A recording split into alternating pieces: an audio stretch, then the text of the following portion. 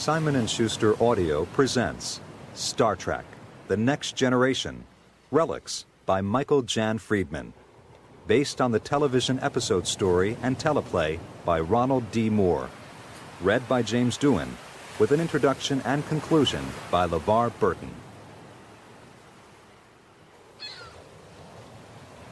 It's easy to idealize the past.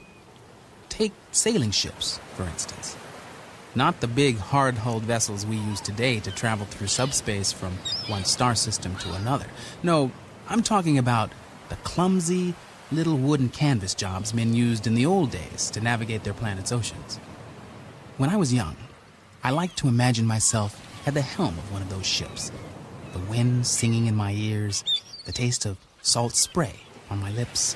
I liked to pretend that I was on some long, secret voyage, sent off by a beautiful queen. There was always a beautiful queen, it seemed, braving impossible dangers to explore lands no one had ever seen before. It was all stirring, very romantic.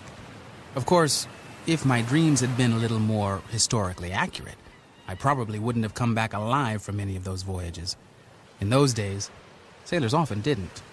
If the scurvy didn't get them, there was a host of other diseases waiting in the wings, not to mention starvation, dehydration, and the occasional hurricane.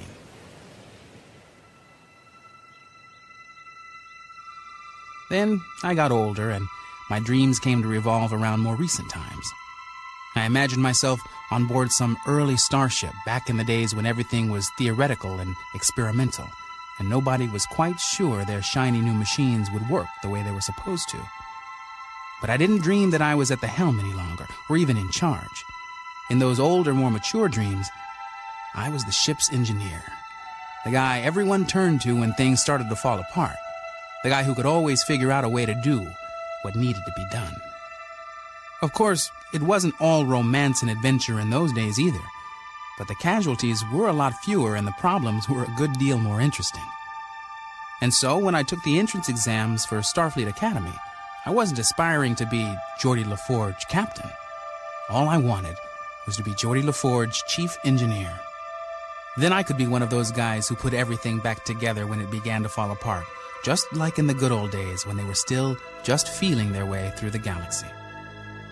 Yeah, it's easy to idealize the past until you smack into it at warp 9.95.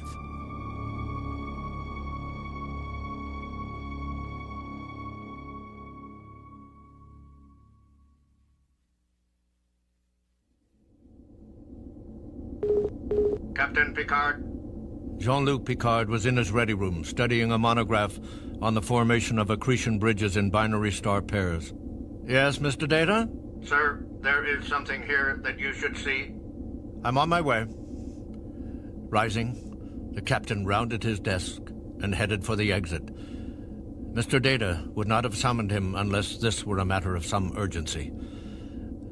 As the ready room door slid aside, he noted that Will Riker, his first officer, was already hovering over Data's position at the aft science station. A moment later, he joined them. What is it, Data? A subspace radio wave, sir. I have identified the signal. The transmission appears to be a Starfleet code used between 50 and 80 years ago. Code 1 Alpha 0. Ship in distress. Riker was intrigued. Computer, are there any Starfleet vessels reported missing in this sector? Negative. It was the captain's turn to pose a question. Computer, expand parameters to include adjacent sectors. A list of ships came up on one of the monitors. Transport ship SS Jenolan, NC-567, was reported missing on stardate 7893.1 while en route to Norpin 5. Riker exchanged glances with the captain. 75 years ago, sir. I'd say we found the Jenolan, but we're a long way from Norpin 5. They must have gone pretty far off course. Indeed, number one. Picard turned to Tina Rager, the petite black woman sitting at the con station. Ensign, establish coordinates for the source of the signal and plot a course for them. Warp factor 8. Aye, sir. Warp factor 8, Captain. Why the hurry, sir? The captain frowned. his first officer had a point. If the Jenolan had waited for 75 years, it could wait a little longer, and yet... Call it intuition, number one.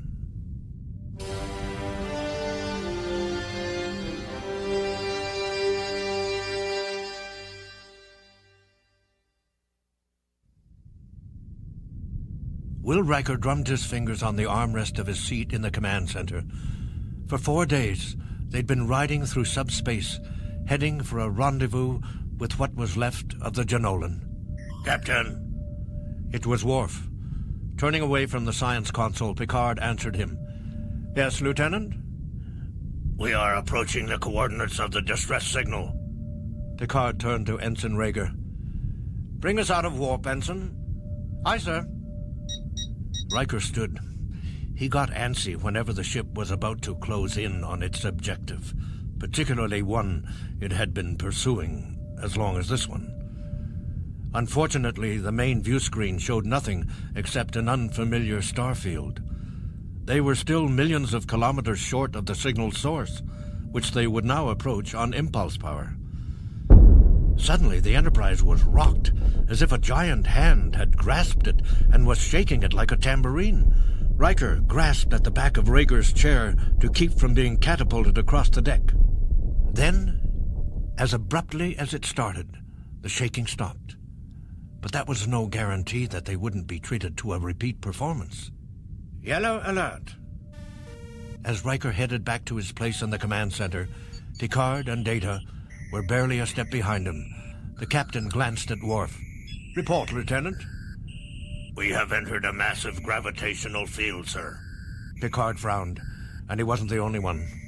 After all, there was nothing on the screen close enough to possess a gravitational field, much less one as powerful as the thing they'd run into.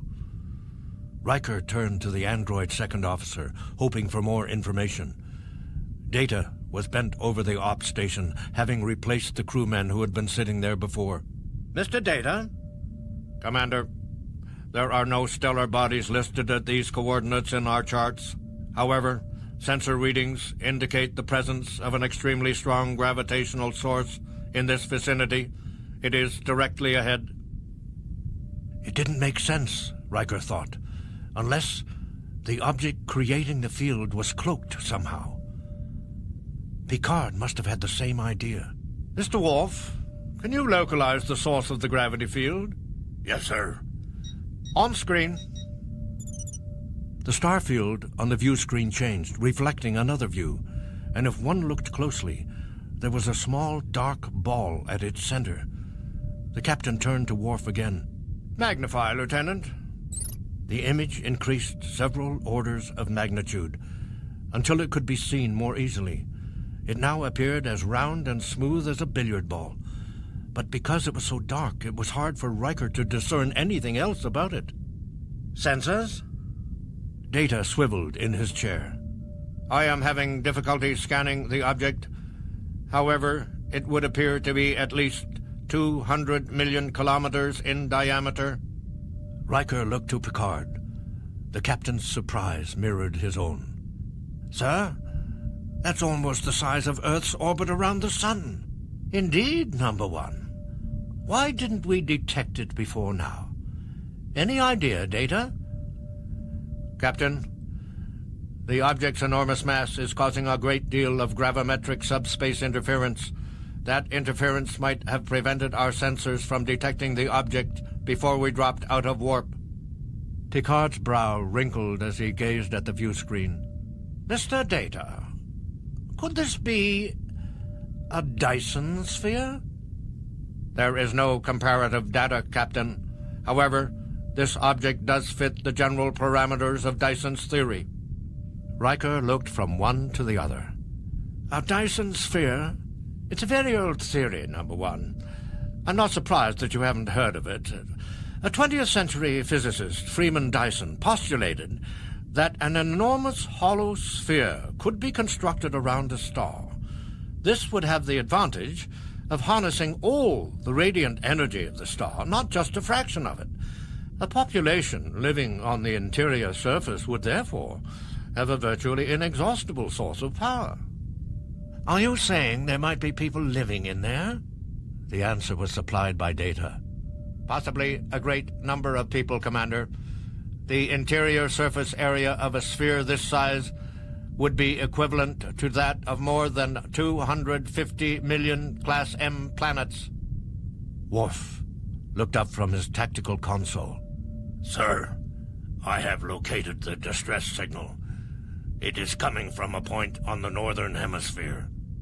Absorbing the information, Picard turned to Rhaegar. Ensign, take us into synchronous orbit above that point. Aye, sir.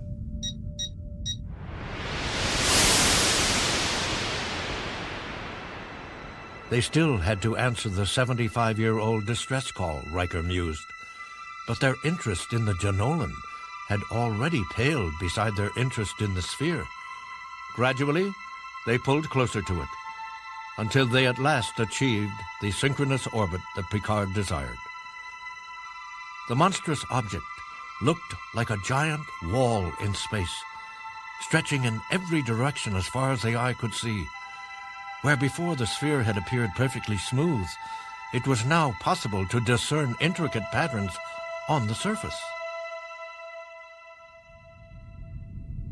We are holding position at 30,000 kilometers above the surface, Captain. Thank you, Ensign. Sir? Yes, Mr. Data?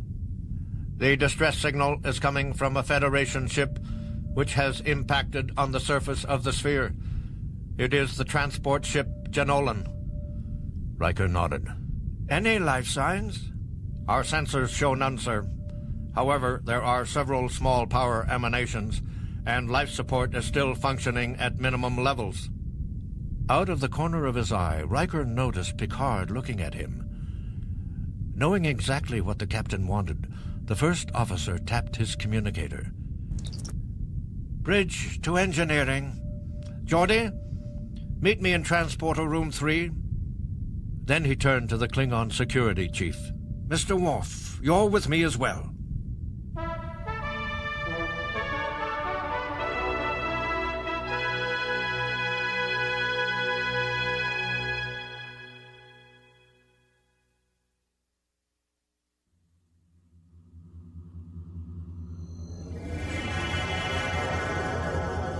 As Geordi materialized on the Jenolan with Riker and Worf on either side of him, he scanned their surroundings.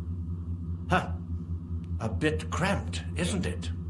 Riker took out his tricorder. Come on, let's have a look at it. The lights were dim. One or two of the consoles were damaged or burnt out.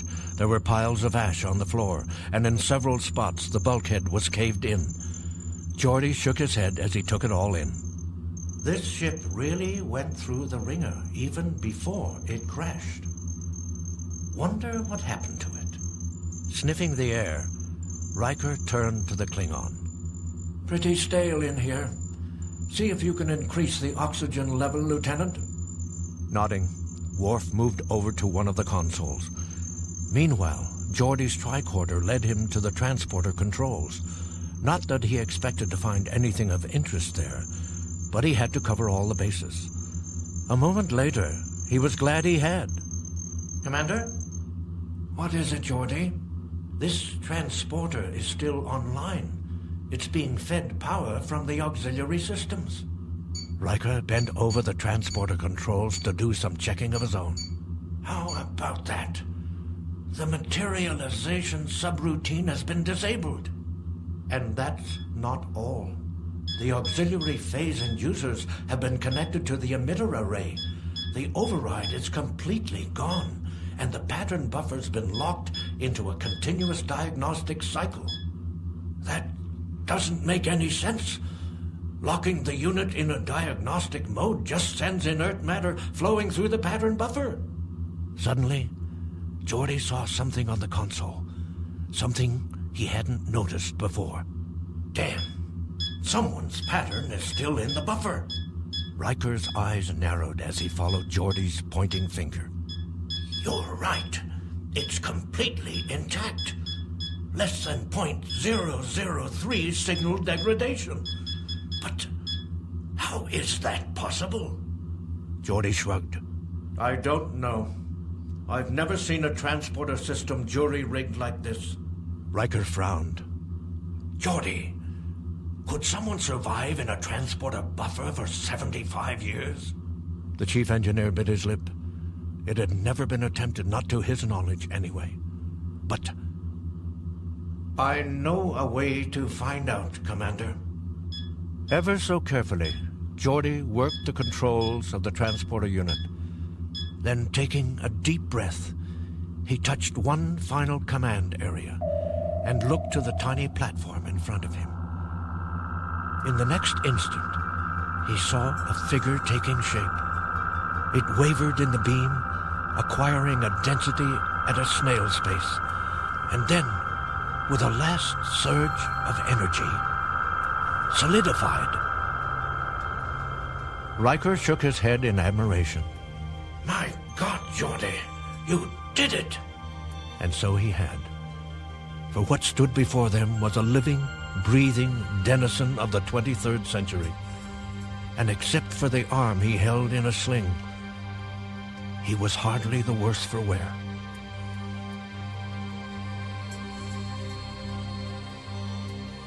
For a moment, Montgomery Scott was overcome by a wave of vertigo. He didn't know who he was, much less where he was. Then, it all came flooding back to him. He was in the Jenolan, in the Ops Center. They'd crashed. Only he and Ensign Franklin had survived. And with a dearth of supplies staring them in the face, their only hope had been... He looked around. There were two men standing in front of the transporter platform, staring at him. One of them, the shorter of the two, wore a strange, high-tech band around his eyes. Both sported uniforms that he had never seen before, but they'd rescued him from the transporter loop, so they probably weren't hostile. The transporter loop, he thought. Franklin. Where was Franklin? Shaking off his wooziness, Scott came down off the platform and headed straight for the transporter console. Seemingly fascinated by him, the two men stepped aside to let him bustle by. No sooner had Scott reached the console than he began checking out its monitors, verifying his readings. We've got to get Franklin out of there. One of the men spoke up. Someone else's pattern is still in the buffer? Aye. Matt Franklin and we went in together. Almost done, he told himself. Another couple of levels to examine. Here. And here. And then he'd... Wait a minute. Scott stared at the last monitor, the one that covered the inducers. He didn't like this. Something's wrong. One of the inducers has failed. Turning to the man in the band, he barked an order. Boost the gain on the matter stream. Moving to a nearby console, the man complied, apparently unhampered by the thing on his face. Come on, Franklin. Don't give up. I know you're in there. I can hear your electrons buzzing. Scott's mouth had gone dry, so dry he could barely swallow. He worked furiously at his instruments, certain that he could perform just one more miracle. After all, he'd pulled Jim Kirk's bacon out of worse fires. And then he saw it. Franklin's signal profile. No, he thought. Oh, Lord, no. When he finally tore his eyes away, they were moist with sorrow.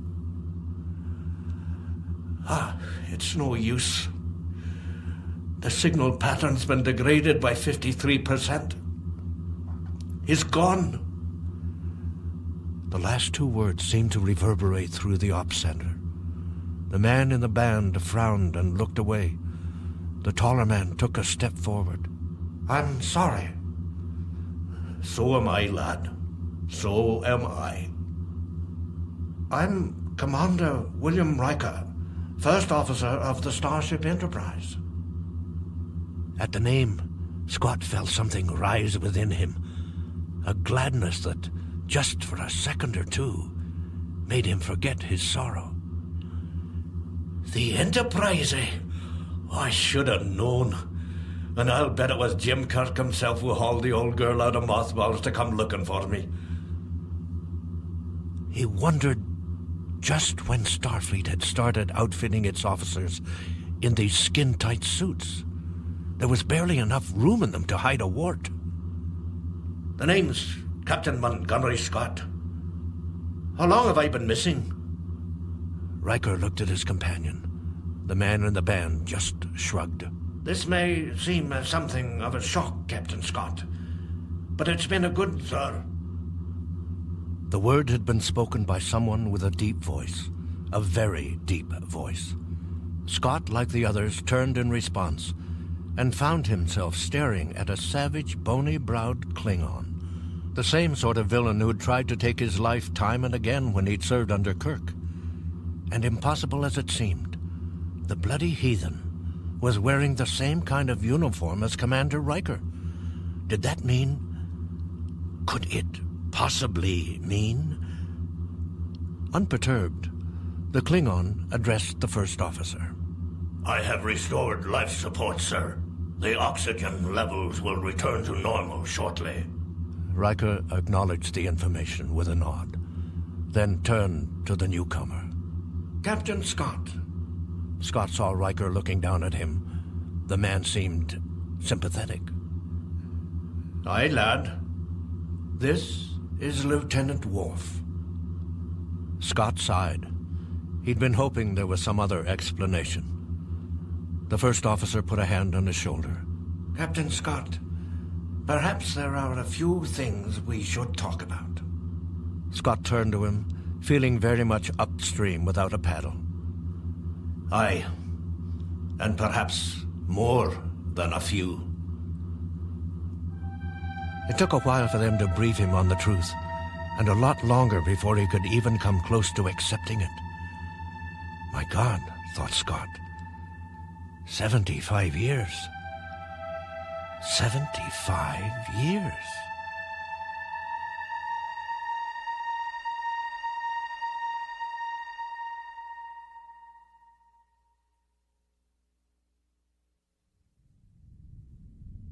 Geordi and his fellow officers were halfway to the transporter room exit when they realized they'd left Captain Scott standing on the platform behind them. The man was gazing at the overhead transporter elements, muttering to no one in particular. Well, you've changed the resonator array. Only 3-phase inverters. Geordi saw the first officer turn to him. Mr. La Forge, I think our guest is going to have a lot of questions. Don't worry, sir. I'll take care of him. Glancing at Scott one last time, Riker gestured for Worf to accompany him. Together, they left the transporter room. Meanwhile, Scott had moved off and was scrutinizing the optical data chips set into the bulkhead. Suddenly, his features took on an almost horrified cast. Of all the... What have you done to the duotronic enhancers? Geordi smiled. Those were replaced with isolinear chips about 40 years ago. It's a lot more efficient now. Aye, I'm sure of that. Geordi gestured to the exit. Shall we? Still a little dazed, Scott followed him out into the corridor. Here, too, Scott's eyes scanned everything in sight. He was consumed by curiosity. You were saying that you were on your way to the Norpen colony when you had a warp engine failure? Aye, that's right. We had an overload in one of the plasma transfer conduits. The captain brought us out of warp, we hit some gravimetric interference, and then there it was, as big as life. He pointed to a raised portion of the bulkhead. Is that a conduit interface? Yep. There it was. The Dyson sphere. Right? Aye, it was amazing. An actual Dyson sphere. Can you imagine the engineering skills needed to even design such a structure? But his attention wasn't on his recollections of the sphere. It was on a wall panel a couple of meters up ahead. Suddenly he moved up to it and pulled the panel off its place in the bulkhead. Geordi was uncertain that Scott knew what he was doing, but out of courtesy, he didn't make a move to stop him. Liquid state energy transfer. No power lines at all. This looks like an optical data conduit. Be careful there, Captain Scott. That's no data conduit. It's an EPS power tap. Gently wresting the panel from Scott, he replaced it on the wall. Tell me more about the Dyson sphere. What happened when you first approached it? Scott shrugged. Up ahead, a turbolift station was coming into view. We began a standard survey of the surface, of course. We were just completing the initial orbital scan when our aft power coil suddenly exploded. We tried to compensate with the ventral relays, but there wasn't time enough. The ship got caught in the sphere's gravity well, and down we went. Why, it's a miracle the ship's superstructure survived a crash like that. Aye, it nearly didn't. Franklin and I were the only ones that lived to tell the tale. Everyone else was killed by the impact. Geordi tried to imagine the man's feelings when he realized he'd survived, but that so many others had perished. What made you think of using the transporter's pattern buffer to stay alive? Scott shook his head. We didn't have enough supplies to wait for a rescue, so I had to think of something. But locking it into a diagnostic cycle to keep the signal from degrading, and cross-connecting the phase inducers to provide a regenerative power source. It's brilliant. The older man frowned. I'm afraid it's only 50% brilliant, lad. Ensign Franklin deserved better. Noting the man's sadness, Geordi changed the subject to something Scott could get excited about. I think you're going to like the 24th century, Captain Scott. We've made some pretty amazing advances in the last 80 years. It worked. Scott seemed to perk up a bit as they entered the turbolift. Looking around the compartment, he nodded approvingly. Aye, from what I can see, you've got a fine ship here, Mr. La Forge. It's a real beauty, in fact. I must admit to being a mite overwhelmed. Geordi grinned. Wait till you see the holodeck. Scott gave him a look of mingled surprise and curiosity. The holodeck?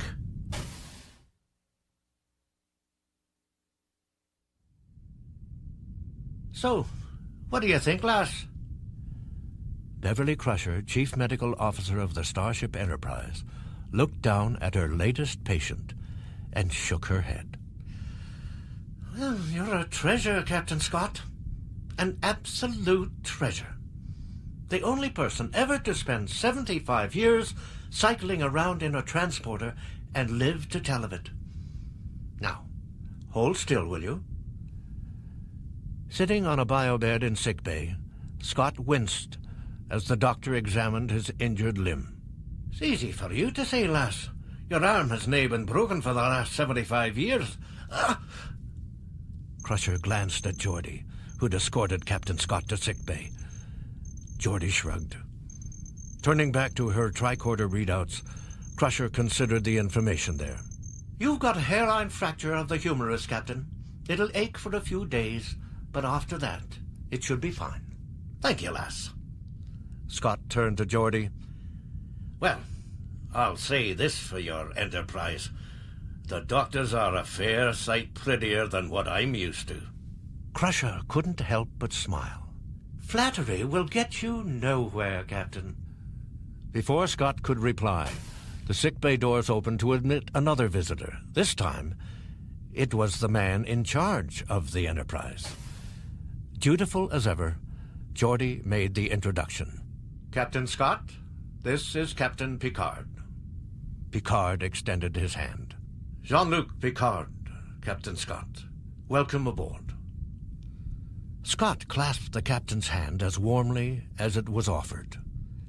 Thank you, sir. Of all the ships that could have found me, I'm glad it was yours. But if you do not mind, call me Scotty.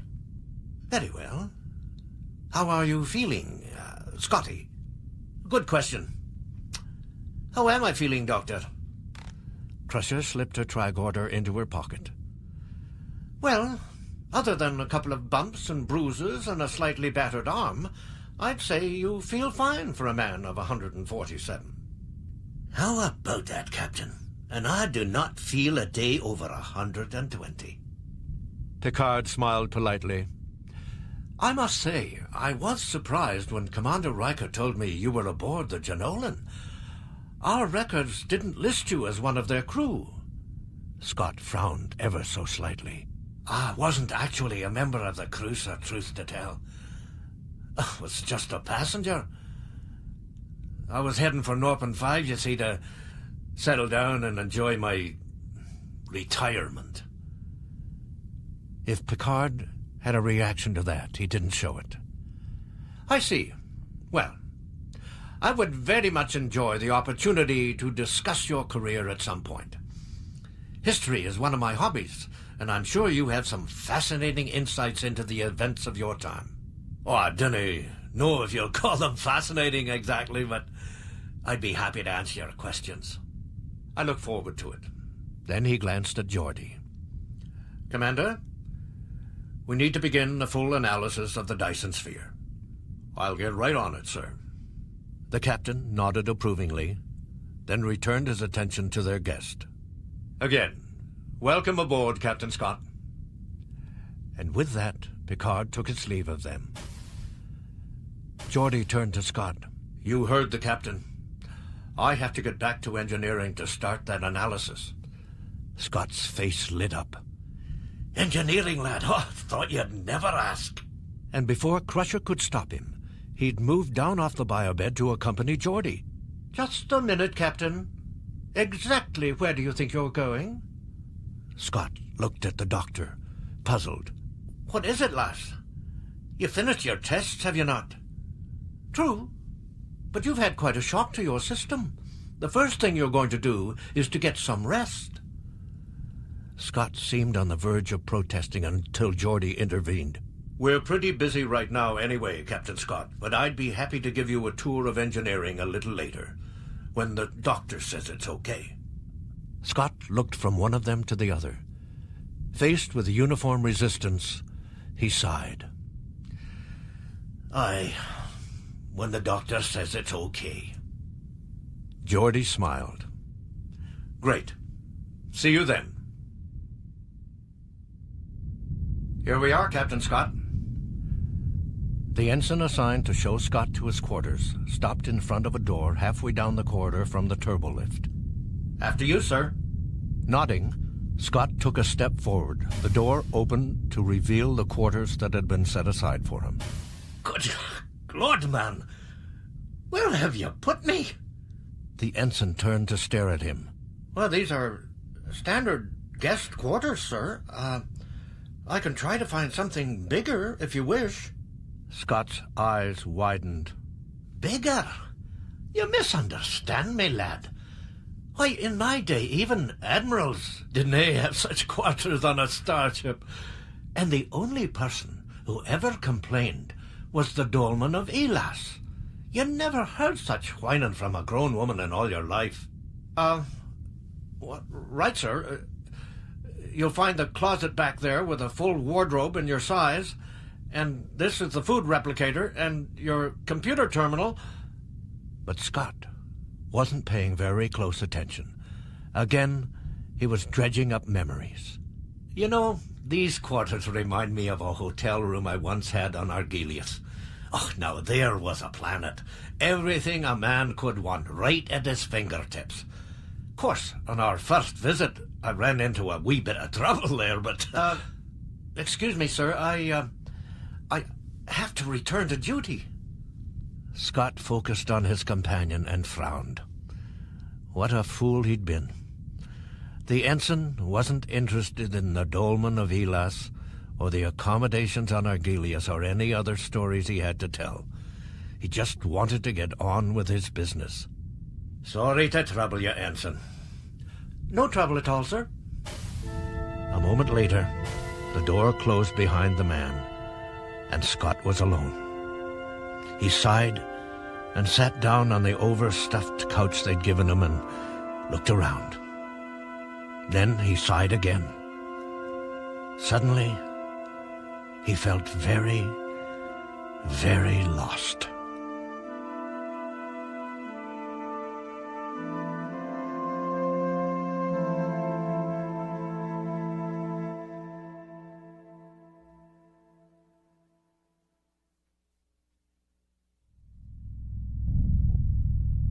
Down in engineering, a handful of men and women were working at consoles and checking displays. Geordi was all but oblivious to the activity, however. He was carrying out a task of his own. Commander La Forge.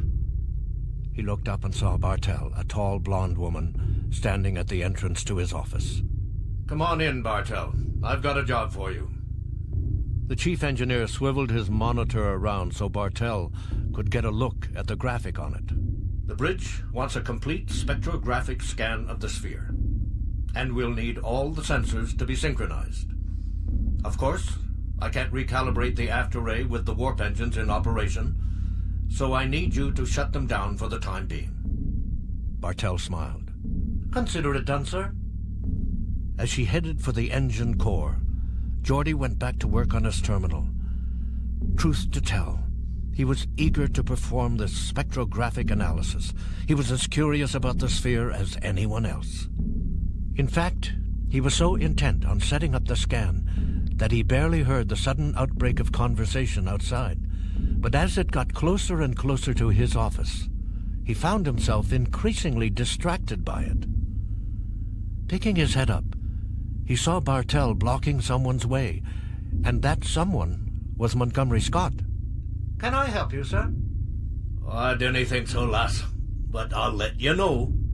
Geordi scowled as he watched Captain Scott cut a swath through engineering. Sighing, Geordi moved to intervene. By the time he did so, Bartell was trying to interpose herself between Scott and the warp core. Sir, this area is off limits. It's restricted to... Geordi waved her off. It's all right, Bartell. I'll handle it. As Bartell left them alone, Geordi considered his unexpected visitor. The man was slowly circling the warp core, taking everything in. Captain Scott, this really isn't a very good time. Scott turned to him and smiled affably. We're in engineering, lad. Call me Scotty. Okay, Scotty then. This really isn't a good time for a tour. We're in the middle of... Scott seemed oblivious to what he was saying, or trying to say. Are you still using cobalt lathanide for the constrictor coils? Yes. But we're running a Phase 7 survey of the Dyson sphere. I really can't take the time for a tour right now. Scott turned and looked at him, as if he'd just been offered a cup of antimatter. I'm not here for a tour, lad. I'm here to help. That's, very kind of you, but, I think we can handle it. Scott moved to the pool table-like situations monitor. Geordi followed, wondering what the man was up to now. You know, I'm the only one here who's had any experience with the Dyson sphere. I could be of some assistance in getting your investigation off on the right foot. Geordi hesitated. Scott was right. He was the only person alive who'd done any real research on the sphere. I was a Starfleet engineer for 52 years, Mr. La Forge. I think I can still be of some use. Geordi bit the bullet. Fine. We'd appreciate any help you can give us. Scott fairly beamed. Good. Let's get to work then, shall we? And he turned to the situations monitor to do just that. As Geordi joined him, He had a feeling he was going to regret this.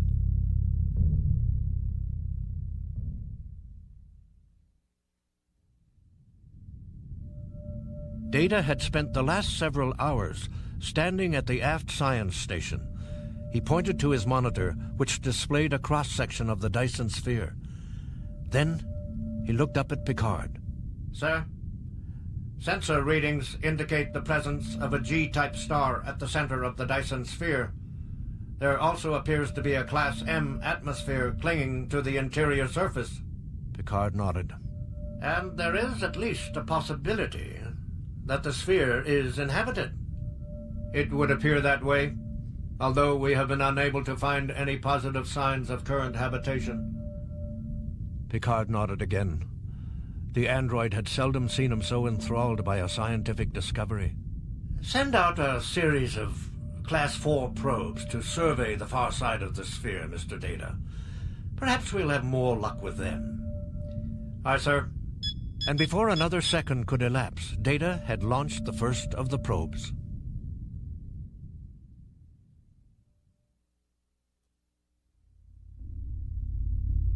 Geordi was leaning forward over the situation's monitor with Captain Scott right beside him. He wondered if a spectrographic analysis had ever taken quite so long. Not that he had any problems with Scott's attitude, but in his efforts to be helpful, the man was getting on everyone's nerves. Geordi tried to focus on the monitor and not on his frustration. Okay, the lateral sensors are online. Mr. Krauss, adjust the frequency control on the main deflector dish. It's out of sync with the... Laddie, you need to phase lock the warp fields within 3% or they'll become unstable. Reluctantly, Geordi turned to Scott. What? Here, I'll show you. You see, the warp field is... But no sooner had Scott touched the controls than the monitor table suddenly sounded an alarm. The man looked around helplessly. Moving quickly, Geordi corrected the situation. I do not understand. We use a 5-phase auto-containment field now. It's meant to operate above 3%. Scott seemed rattled, but only for a moment. Oh, well, that would make all the difference, would it not? Commander La Forge. Geordi turned in response to Bartel's call. She and two other engineers were working on the darkened warp core. We're nearly done with the recalibration, Commander. We can restart the engines in 10 minutes. Scott smiled to himself. Speaking of restarting the engines, I remember a time when the old Enterprise was spiraling in towards Psi 2000. The captain, Kirk, that is, wanted to try a cold start of the warp engine, but I told him it was impossible without a proper phase lock. It would take at least 30 minutes. I said, in fact... As Scott went on with his story, undaunted by the flagging attention of those around him, someone stuck a pad with a progress report in front of Geordi's face. He took it, studied it, tried valiantly to concentrate, but he couldn't quite block out Scott's monologue. Well, you cannot change the laws of physics, I told him. But of course, he would not listen. So I had to come up with a brand new engine startup routine.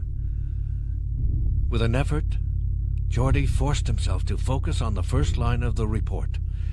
He frowned. The alpha band radiation was pretty high. He made a notation on the pad. They would have to run a complete... Mr. La Forge, your dilithium crystals are about to fracture. Geordi looked up. The older man had moved off toward the warp core again, and this time he'd opened the dilithium chamber to examine the crystals. Thrusting the pad back at the person who'd given it to him, Geordi hurried over to the warp core. As he shut the dilithium chamber door, he elicited a startled look from Scott. Laddie, do you know what you're... Geordi's patience was starting to wear thin. His retort came out terser than he intended. We recomposite the crystals while they're still within the articulation frame. Scott looked puzzled. Aye, that would save a lot of time, but how do you manage to... That did it. Geordi had tried. He really had. But it was absolutely impossible to humor Scott and still get anything done. Mr. Scott, please. I'd like to explain everything, really. but the captain wants the spectrographic analysis done by 1300 hours. So if you'll excuse me." With that, he turned his back on the older man and retreated into his office. Out of the corner of his eye, he saw Scott watching him for a moment. Then, uninvited, Scott entered the office and moved quickly to Geordi's side. "Would you mind, a little advice, laddie?" Geordi minded a lot, but he held his tongue, hoping that once Scott gave it to him, he'd leave him alone. "Starship captains are like children, lad. They want everything their way. The secret is to give them what they need, and not what they want." Scott's attitude was completely contrary to Geordi's training. "Captain Scott, I told the bridge I'd have that analysis done in an hour." Scott grinned. "And how long will it really take you?" Geordi was the one who was puzzled now. "It'll take me an hour." The older man seemed shocked. "You didn't tell him how long it was really going to take you, laddie." "Oh, laddie. You've got a lot to learn if you want them to think of you as a miracle worker. Take it from me, you've got to..." Every man has his threshold, a line beyond which he can tolerate no more. Geordi had just reached his. He rounded on Scott. "Look, sir, I've tried to be patient. I've tried to be polite. But I've got a job to do here, and you're getting in my way." The last thing he expected was that Scott's own temper would flare, but flare it did. Every engineer in the place turned and stared. "I'll have you know, I was driving starships while your grandfather was still in diapers. I should think you'd be grateful for a wee bit of help." Geordi had heard enough. Rather than fan the flames any higher, he turned away from Scott and focused on his monitor, ignoring the man. It was a mistake. Scott's voice waxed even louder for a last barrage. "Then I'll leave you to your work, Mr. La Forge." And with that, the man stormed out of engineering. As Geordi watched him go, he decided he could have handled the incident a whole lot better.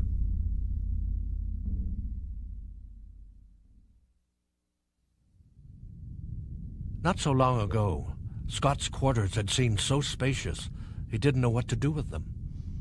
Now, as he paced from one bulkhead to the other and back again, they felt too small. "In the way. Used to be engineers had a wee bit of respect for one another. Used to matter if a man spent his whole life in the bowels of a ship." "What do you want?" Scott wasn't sure what he'd expected, but it wasn't what he got.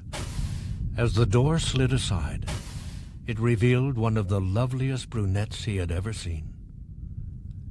"Is this a bad time?" No."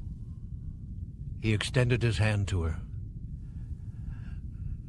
"Captain Montgomery Scott at your service. What can I do for you?" She took his hand and grasped it firmly. "Deanna Troy, ship's counselor. And actually I'm here to see if there's anything I can do for you." Scott didn't quite know what to make of that. But his visitor was much too pretty to dismiss out of hand. He offered her a seat, then took one himself. "Oh, thank you kindly for your concern, lass, but I'm set for now. The quarters are more than adequate, and the replicator, that's a wonder." Scott smiled at her. She smiled back. But he still didn't know why she was here. And maybe, he mused, he didn't care. "I'm glad you're comfortable, Captain, but I was actually more interested in how you feel." "How I feel, lass?" "Yes. It would be perfectly normal to feel disoriented, confused, or even frightened, following the kind of experience you've just had." Scott still didn't get it. "I suppose it's been, a mite bewildering, aye. I'm sure you have a lot of questions about what's happened over the last 75 years. If you wish, I can show you how to access some of our historical records. Maybe help you discover what happened to your family and your friends. Scott recoiled at the suggestion, surprising even himself. Family? Friends? Oh, I do not think I'm ready for that just yet. It's a hard thing to come to grips with. I mean, when everybody you once knew is probably... His voice trailed off as he suddenly realized what tone this conversation was taking. He regarded Troy with suspicion. Pardon me for asking, love, but what exactly is a ship's counselor? I'm here to watch over the emotional well-being of our crew, and of course, that of our guests as well. Scott felt his eyes narrowing.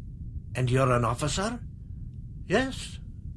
They started assigning counselors to starships about 40 years ago, when they realized that the pressures of extended space travel... You're a psychologist. Troy seemed a bit taken aback. Among other things, yes. As I said, I'm here to make sure... La Forge sent you here, didn't he? I may be old, but I'm not crazy. You misunderstand, Captain Scott. Geordi didn't send me, and I know you're not crazy. Scott got to his feet, annoyed at the whole affair. What had started out as something pleasant was turning into just another form of humiliation. You're damned right. And since we're in agreement on that point, you should know that I do not need a ship's counselor, or a psychologist, or whatever else you might be. I know what I need, and it's not here. For a moment, Troy looked as if she might try to convince him otherwise. Then she must have thought better of it, because she rose from her seat. I hope you'll come to feel differently, Captain Scott. In the meantime, I'll be available if you decide you want to see me again. Scott harumphed. Not bloody likely, he mused, as he watched her exit his quarters. Of all the nerve, to even suggest that he, Montgomery Scott, might need a psychologist, a blasted head shrinker. Hadn't he been through more harrowing experiences across the length and breadth of this galaxy than there were people on this Enterprise D? And hadn't he managed to keep mind and body together through it all? As soon as he was sure Troy was gone, Scott emerged into the corridor himself. He didn't know exactly where he was going, nor did he care. He just had to walk, to get his blood pumping, to figure things out. As he negotiated a curve in the corridor, he couldn't help but notice the looks he was getting from those around him. Did they know about him? Had they heard? And were they going to offer him some advice too? Some 24th century psychological gobbledygook?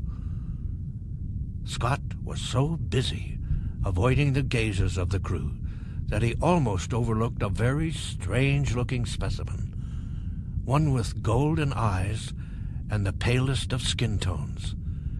Initially, he'd thought the individual was just an alien, a member of a race that had joined the Federation in the 75 years since he'd been away. But some sixth sense told him otherwise. This was an artificial life form, an android, and it was wearing a Starfleet uniform with a lieutenant's pips on the collar.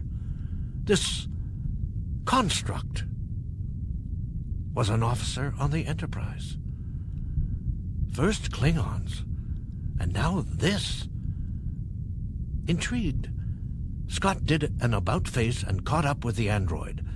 Immediately, those golden eyes slid in his direction. May I be of assistance, sir? Scott chuckled. It even sounded artificial. Its speech patterns were too precise, too devoid of emotion to have come from a living pair of vocal cords. May you be of assistance? Aye, he thought. You can assist me in twisting your bloody head off, so I can get a peek down your neck to see what makes you tick. But he didn't express the sentiment out loud. The android tilted his head to one side. You are Captain Scott? So, it knew him. But then, if it was an officer on this ship, it would have been its business to know such things. Right you are, lad. And who might you be? My name is Data. I am an android. I can tell. I've seen my share of androids, you know. Nonetheless, you did not expect to see an android serving as an officer on the Enterprise, did you? Scott looked at Data. Perceptive, wasn't he? Something like that. So, how did you come to be an officer here? Were you built for the purpose? Does every ship have an android aboard these days? It was a chilling thought. Machines had no business being in charge of starships. They'd proven that 100 years ago, the time Starfleet inflicted the M5 unit on them. I am the only android presently serving in Starfleet, nor was I created to do so. I was designed and built by Dr. Noonien Sung, a cyberneticist who had no idea that I would one day become an officer on a starship. As for my joining the Enterprise, my career path was not unusual. Like anyone else, I first attended Starfleet Academy and served in lesser capacities on various other vessels. Scott nodded. There was something strangely likable about this mechanical man, and he still had lots of questions about the warp engines, the transporter units, the phaser banks, the sensor array, and, of course, about Data himself. Scott put his hand on the android's shoulder. I'd like to speak to you sometime at greater length, Mr. Data. I dinna suppose you'll be getting off duty any time soon.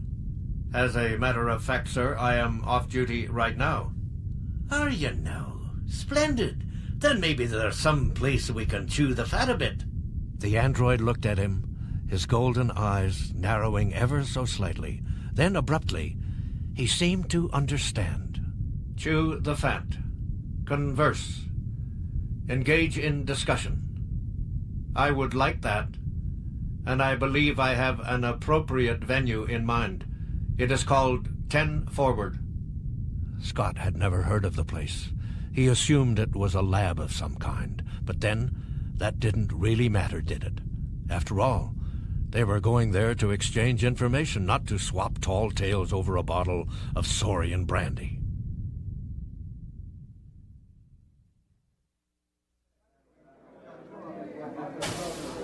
Data had barely escorted Captain Scott into the 10 Forward lounge before he knew he had made the right decision. It was obvious from the way Scott rubbed his hands together that he felt right at home here. Why did you now tell me you have a tavern on board, Mr. Data? You did not ask. Oh, Mr. Data. I had my doubts about you, I must admit. But you're nothing like the androids I used to know. Here now, that looks like the bar. What do you say we belly up to it? Without waiting for an answer, he took the second officer by the arm and pulled him in the necessary direction. As they sat down on neighboring stools, a waiter came over to them. May I help you, sir? Aye, lad. Scotch. Neat. And you, Commander? I will have the same. Scott gazed at him with new admiration. That a boy, Mr. Data. Though I would nae have figured you for a Scotchman. I am not a Scotchman. In fact, this is the first time I have ever placed such an order. Is that so? Well, now, you're in for a most pleasant surprise. A few seconds later, the waiter brought them their drinks. Scotch was an amber-colored beverage, the android noted, and as his companion requested, it had been served without ice in short, squat glasses. Thank you, lad. I'm forever indebted to you. Bottoms... Suddenly, with the glass halfway to his lips, Scott seemed to notice something amiss. He held his drink up to the light and inspected it. Then, shrugging, he turned to Data. Oh, well, any port in a storm, eh? What in blazes is this stuff? Are you trying to poison me? The waiter returned. Is something wrong, sir? I'll say something's wrong. You didn't bring me what I asked for. The waiter looked confused. Didn't you order scotch, sir? Aye, that I did, lad. But that's what I brought you. Scotch. Scott leaned closer to the man. Laddie, I was drinking scotch about 100 years before you were born, and I can tell you one thing for certain. Whatever this is, it is most definitely not scotch. Seeing that the waiter was at a loss, Data intervened. I believe I may be of some assistance. You see, Captain Scott is unaware of the existence of synthahol. The older man turned to him.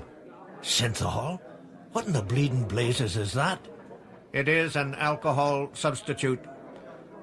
Synthahol simulates the appearance, smell, and taste of alcohol, but its intoxicating effects can be dismissed in humanoids with a mental effort. Scott didn't look happy. Synthetic scotch and synthetic commanders. I'm beginning to hate the 24th century. Suddenly, there was someone else behind the bar. I'm sorry to hear that. Data and his companion turned at the same time, tracing the voice to its source. Guinan. In the flesh, Mr. Data. She turned to Captain Scott. I don't believe we've been introduced. You are Montgomery Scott. The woman eyed him.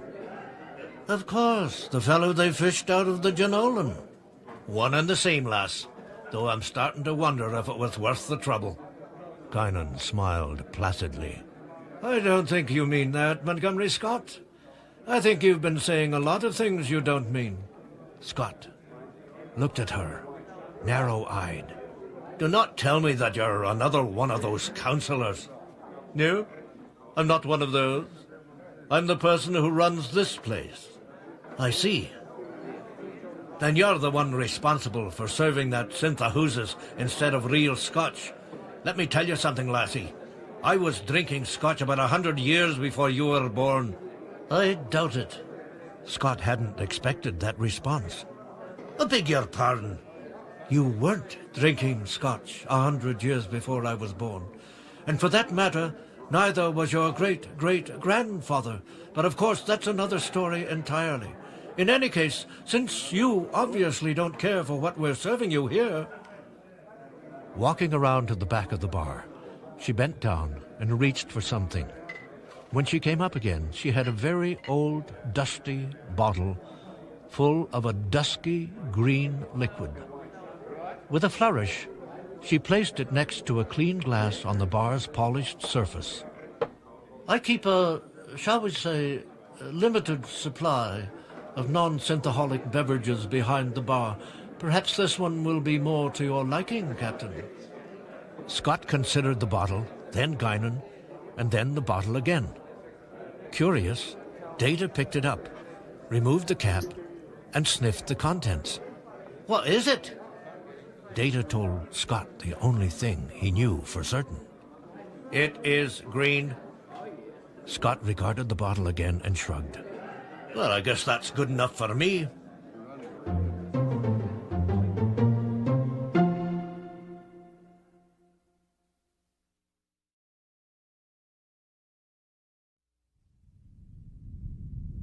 Scott was standing just outside the doors of a holodeck.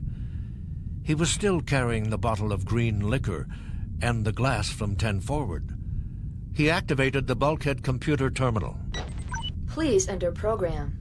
My friend the android said that you could show me my old ship. Insufficient data. Please quantify parameters. The Enterprise. Show me the bridge of the Enterprise, you chattering piece of... There have been 5 Federation ships with that name. Please specify by registry number. NCC 1701. No bloody A, B, C, or D. Program complete. Enter when ready. Scott took a step, toward the strange interlocking doors of the holodeck, and a moment later, as if by magic, found himself on the bridge of his old ship, Kirk's old ship, its monitors blinking and flashing to beat the band. For a second or two, as he moved to a spot beside the captain's chair, Scott felt as if he'd come home. Going over to his old station just to one side of the turbolift, he turned and took a look around, and was unexpectedly depressed. There was nobody here. Nobody at all. It didn't seem right to be alone on a place that had once been such a hive of activity. Without Spock and McCoy exchanging barbs and the captain laughing up his sleeve at them, the Enterprise was like a ghost ship. Scott poured himself a stiff drink, trying to shake his feelings of melancholy. Lifting his glass, he saluted the people who weren't there. Here's to you, lads. Suddenly, the holodeck doors opened and admitted a starship captain. A captain of the Enterprise, in fact, but not Kirk. It was Captain Picard. Picard smiled apologetically. I hope I'm not interrupting. I was just coming off duty and I wanted to see how you were doing. Scott held out his bottle of liquor. Have a drink with me, Captain? For a moment, Picard gazed at the bottle full of green liquid, as if weighing his tolerance for it. Why not? Computer, I would like a glass, one like Captain Scott's. Instantly, there was a glass in the captain's hand. He extended it meaningfully toward Scott, and the older man filled it. The contents caught the light and shimmered. I got it in your 10 forward lounge. I'm not sure what it is exactly, but I'd be careful with it if I were you. It has a real... Scott's voice trailed off as Picard suddenly threw back the drink in a single fluid motion. Nor did it have the effect Scott expected. In fact, it seemed to have no effect at all. Picard smiled at him. Aldebaran whiskey, Captain Scott. Who do you think gave that bottle to Guinan in the first place? Scott felt the laughter bubble up inside him, and he had no reason not to let it out. Lord knew he'd done little in the way of laughing since he left the 23rd century behind. Picard took another look at the antiquated bridge. Constitution class.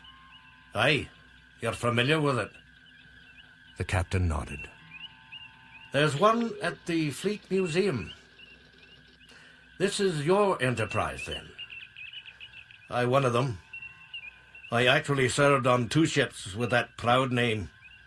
This was the first one, though. The one I spent the most time aboard. She was also the first ship I ever served on as an engineer. You know, I shipped out aboard 11 vessels in my career, but this is the only one I ever think about. The only one I ever really miss. That's a funny thing, is it not? Picard's eyes glazed over for a moment, as if he was staring at something very far away. Funny thing indeed. Scott filled their glasses again and leaned back in his chair. What was the first ship you ever served on, as captain, I mean? Picard chuckled. It was called the Stargazer. You say it like an incantation. The captain shook his head. There was nothing magical about it, I assure you. The Stargazer was an overworked, underpowered vessel that was always on the verge of flying apart. In every measurable way, my Enterprise is a superior ship. And yet, there are times when I miss that cramped little bridge. Scott beamed. Here was a man who was very much like him, who could understand what he was going through. Aye, it's like the first time you fall in love. You didn't ever love a woman quite the way you did that first one. He raised his glass. A toast to the Enterprise and the Stargazer, old girlfriends we'll never see again. Clinking glasses, they drank up. Drawing a satisfied breath, Picard turned again to his companion. And while we're on the subject of ships, what do you think of the Enterprise D? She's a beauty for certain. With a good crew, too. Picard looked at him. But when I was here, I could tell you the speed we were travelling by the wee shivering in the deck plates. On your ship, half of the time, I cannot seem to tell up from down. Suddenly, Scott was enveloped by a great sense of sadness, of loss. He turned to his old monitor screen and regarded his reflection in it.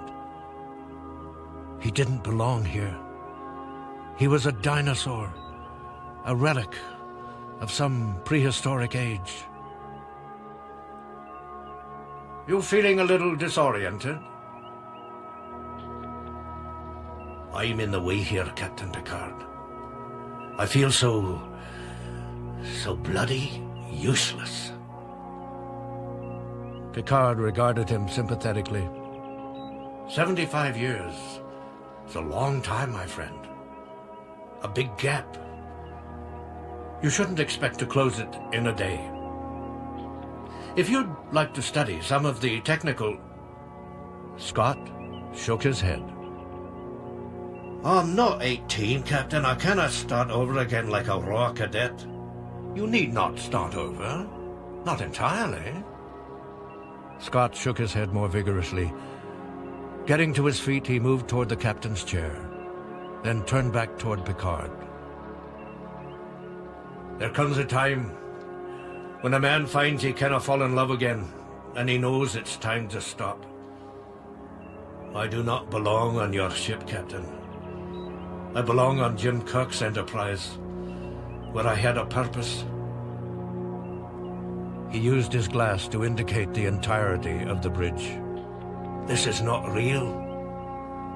It's a computer-generated fantasy, and I'm just an old man, living in his memories of days gone by.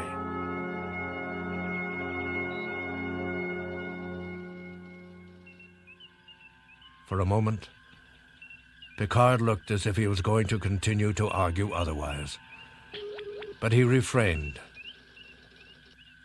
Looking up at the computer grid somewhere above him, Scott called out, Computer, shut this bloody thing off.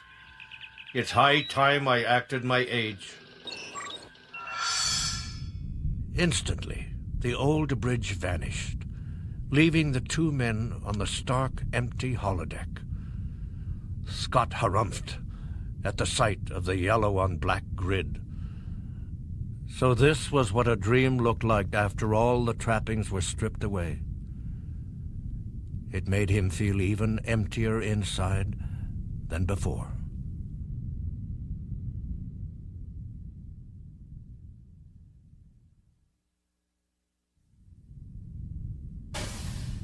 As Geordi entered the captain's ready room, Picard looked up from his monitor and indicated the chair on the other side of his desk. Please have a seat, Mr. La Forge. Thank you, sir. Taking the proffered chair, he waited for the captain to begin. I have been thinking about our approach to investigating the Jenolan, Commander. I understand that her crew conducted an extensive survey of the Dyson sphere before it crashed. That's true. Have we been able to access those records? The engineer shook his head. To this point, no. We tried to download the memory core, but it was pretty heavily damaged in the crash. I see. Perhaps Captain Scott could be of use in accessing that material. Why hadn't Geordi thought of that before? It would have given the man something better to do than clog up the works in engineering. It's possible, sir. He would know those systems better than any of us. Geordi reviewed a mental list of everyone in his section and what they were doing. I'll have Lieutenant Bartell beam down with him. They can get to work on the memory core together. Actually, Commander, I would like you to accompany Mr. Scott. Geordi looked at him. Me, sir? This is not an order, Geordi. It is a request, one which you are free to decline. The engineer smiled. I wouldn't do that, sir. But just why is it so important to you that I accompany Captain Scott? I've still got quite a few analyses to run, and Bartell is more than qualified. Picard seemed to gather his thoughts. Geordi, one of the most important things in a man's life is the need to feel useful. Captain Scott is still a Starfleet officer. I would like him to feel useful again, if that is at all possible. Finally, Geordi understood what the captain was saying. It was evident in the set of his jaw, in the cast of his eyes. He was speaking not only for Scott, but for himself, for Geordi, for everyone who served on starships and would one day have to give them up. I'll go with him, Captain. Thank you, Mr. La Forge.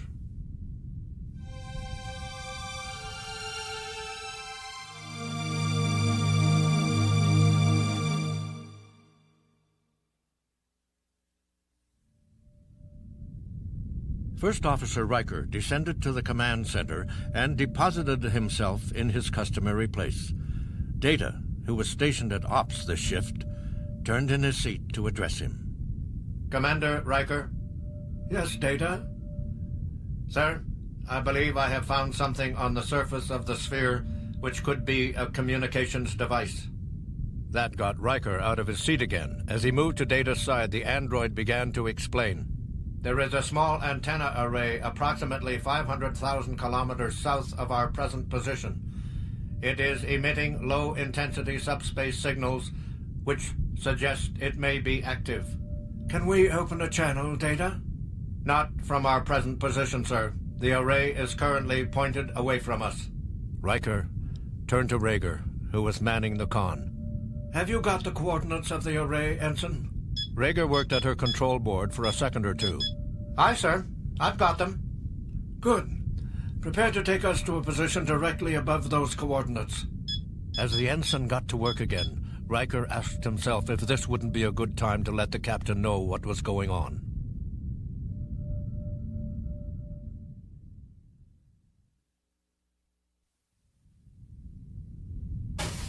When Geordi got to the transporter room, nobody was there but O'Brien. Crossing to the platform, the engineer plunked down the equipment case he had been carrying and shrugged. Guess I'm early. O'Brien consulted his control board. Only by 30 seconds or so. That would make the rest of the away team. He stopped as Captain Scott walked in through the transporter room doors. His skin had a pale, almost greenish tinge to it, which made the bags under his eyes look even darker by contrast. Geordi caught Scott's attention. Are you feeling all right? Scott scowled. Never get drunk unless you're willing to pay for it the next day. I'll manage. Thanks. Under the circumstances, Geordi wasn't going to pry. With only a small effort, the older man ascended to the platform. Turning to O'Brien, he nodded to signify his readiness. Geordi picked up his equipment case and moved to stand beside Scott. All right, Mr. O'Brien. Energize.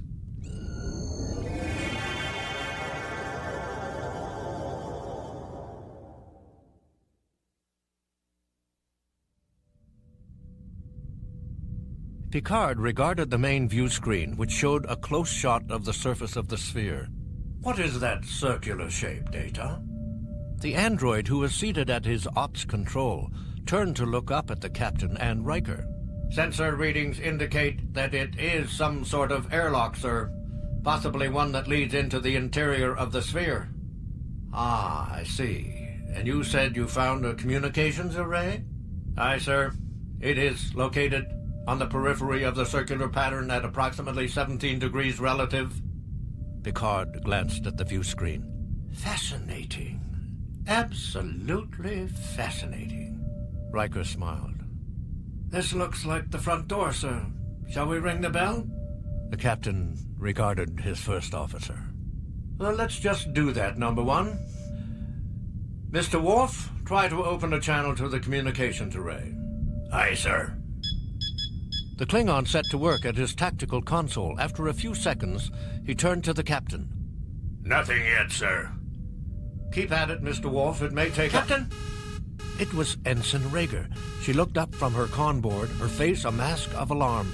Intense gravitation emissions on the surface of the sphere, sir. And they're heading this... Before the ensign could finish her warning, the ship was rocked, and rocked hard. Picard himself was flung clear across the deck, finally coming up against the base of a bulkhead with spine-jarring impact. Resisting the pull of unconsciousness, he got to his knees and looked around. What Picard saw was a twilight version of his bridge.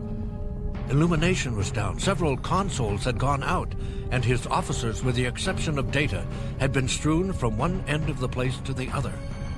Picard frowned. Red alert! Captain Picard. It was Data, still sitting at his station, as if he'd been nailed down. We have been caught in some type of tractor beam, sir. It is drawing us down to the sphere's outer surface. By then, Riker had pulled himself back into his seat in the command center. He turned to Rager. Get us out of here, Ensign. Impulse engines back full. Rager shook her head. I can't, sir.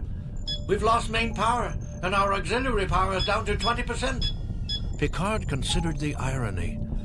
They'd come to rescue the Janolan, but now they themselves needed rescue.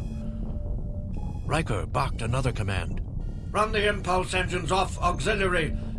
If we can't back off, let's try to slow down. But it was too late for that. The captain could feel it in his bones. As they approached the surface of the Dyson sphere, their rate of descent was actually increasing. The sphere was looming closer, closer. And then, as if by divine decree, the thing's metal skin started to part. At first, it was just a hairline crack. Then it became something considerably larger. Riker stood as if to get a better look at the view screen. Data was right. It's some kind of hatch. Indeed, number one.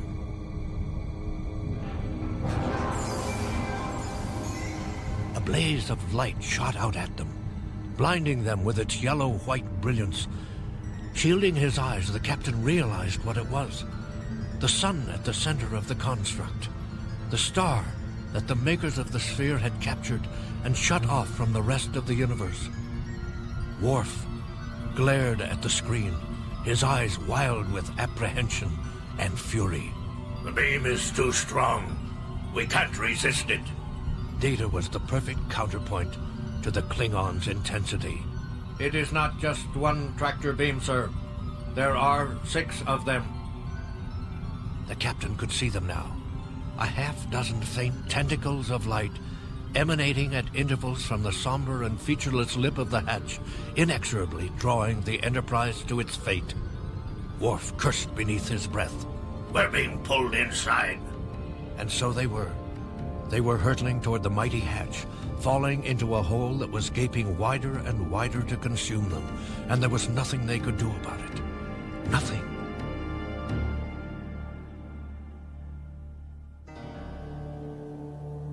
Gradually, the stars disappeared, and the sky turned a bluish-green. But they were still plunging headlong toward the center of the sphere and its captive sun. Riker tried to assess the situation calmly and objectively, but it wasn't easy.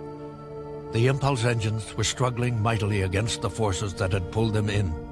The ship trembled with the effort, lights flickering on the bridge as engineering greedily sucked up what little power they had left. Ensign Rager glanced at him. There were beads of sweat on her forehead. Auxiliary power failing, Commander. Hull temperature approaching maximum tolerance levels. Data turned to him as well.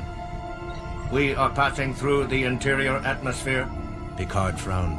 Ray shields. Worf shook his head. Power unavailable, sir. Hull temperature now critical. Data turned back to his controls. The resonance frequency of the tractor beams is incompatible with our power systems. Warp and impulse relays have been overloaded. I am attempting to compensate. Picard frowned. How long will it take, Commander? Difficult to say, Captain.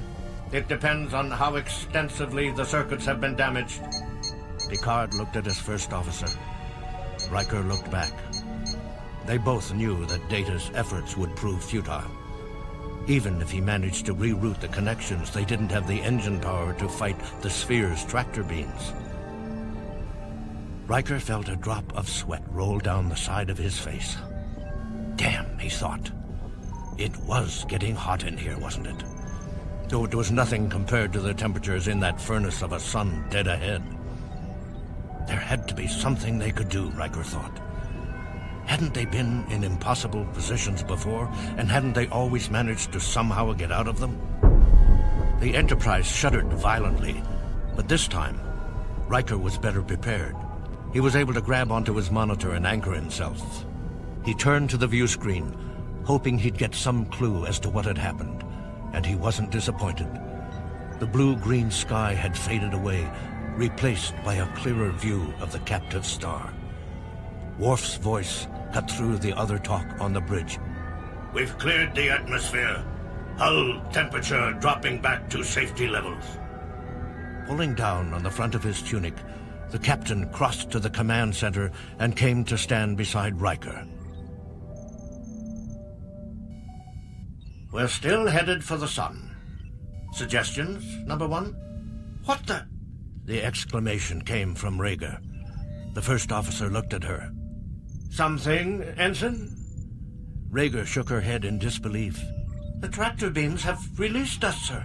We're free. Riker checked it out on his monitor. Sure enough, there was no longer any evidence of the sphere's tractor beams. Hold position here, Ensign, at least until we can get our bearings. Picard turned to his second officer. Full sensor sweep, Mr. Data. Where are we? Approximately 90 million kilometers from the star's photosphere, sir. Sensors record... Suddenly, Rhaegar broke in. Sir, the inertial motion from the tractor beams is still carrying us forward. Riker exchanged glances with the captain as he descended to the con. Rhaegar was shaking her head. The impulse engines are offline, and the maneuvering system's shorted out. I can't stop our forward momentum, sir. Data confirmed it. The inertial motion imparted by the tractor beams is carrying us directly toward the star. Suddenly, they were back on the firing line.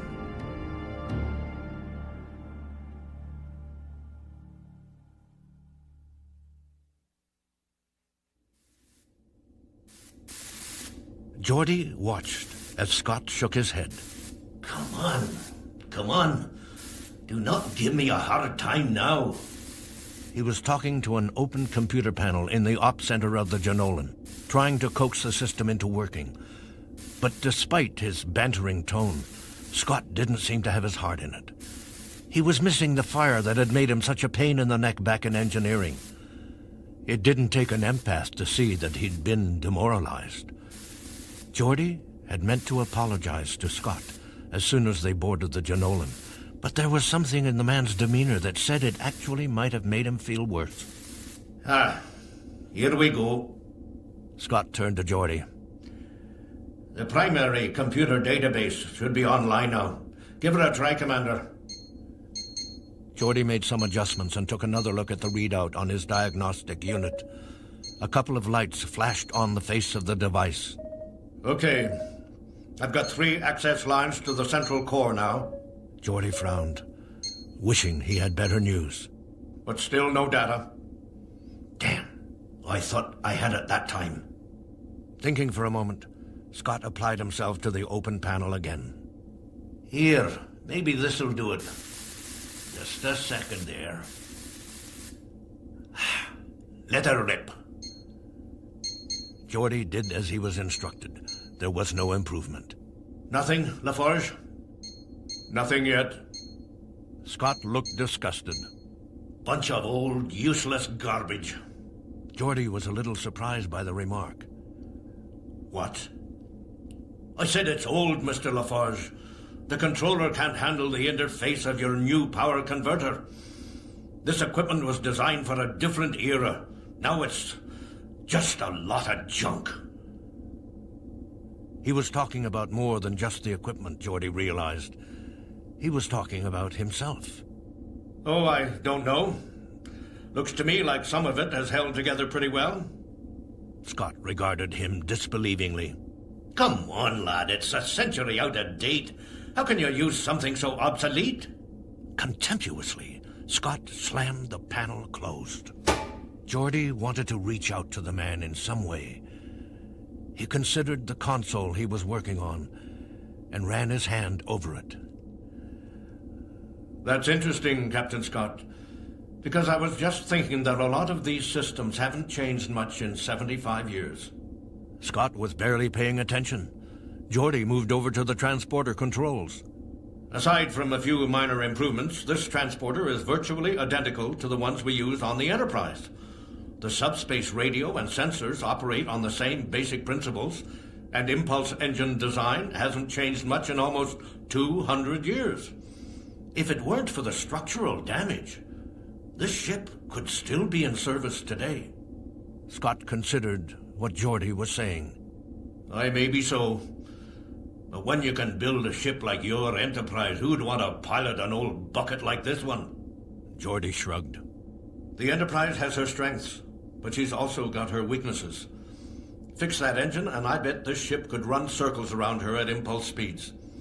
Hell, just because something's old doesn't mean you have to throw it away. They looked at each other for a moment. Geordi could feel a bond forming between them. Maybe even a friendship. Scott was the one who finally dissolved the moment, moving back to the computer console. We used to have something called a dynamic mode converter. I do not suppose you'd have something like that in your fancy new Enterprise, would you? Geordi thought about it. I haven't seen one of those in a long time, but I might have something similar back on the ship. He hid his communicator emblem. La Forge to Enterprise. No one answered.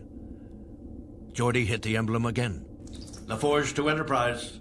Come in, please. Still nothing. How strange. Scott darted him a look of concern as Geordi moved to the sensor console. Interference, lad.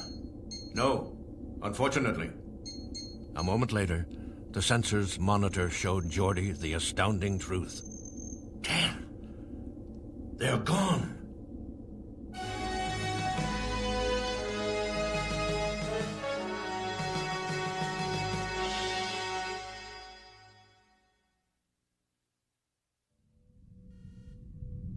As Picard glared at the view screen, Data's voice was like the knell of doom. We will enter the sun's photosphere in 3 minutes. Helm control still inoperative. The captive star filled the main view screen as the Enterprise rushed toward it. There had to be a way out of this, Picard told himself. He wouldn't accept defeat, not while he had a brain and some time to use it. Suddenly, it came to him. He turned to Riker, who was at the aft engineering station, where Geordi would have been if he hadn't beamed over to the Janolan. Number 1, are the maneuvering thrusters online?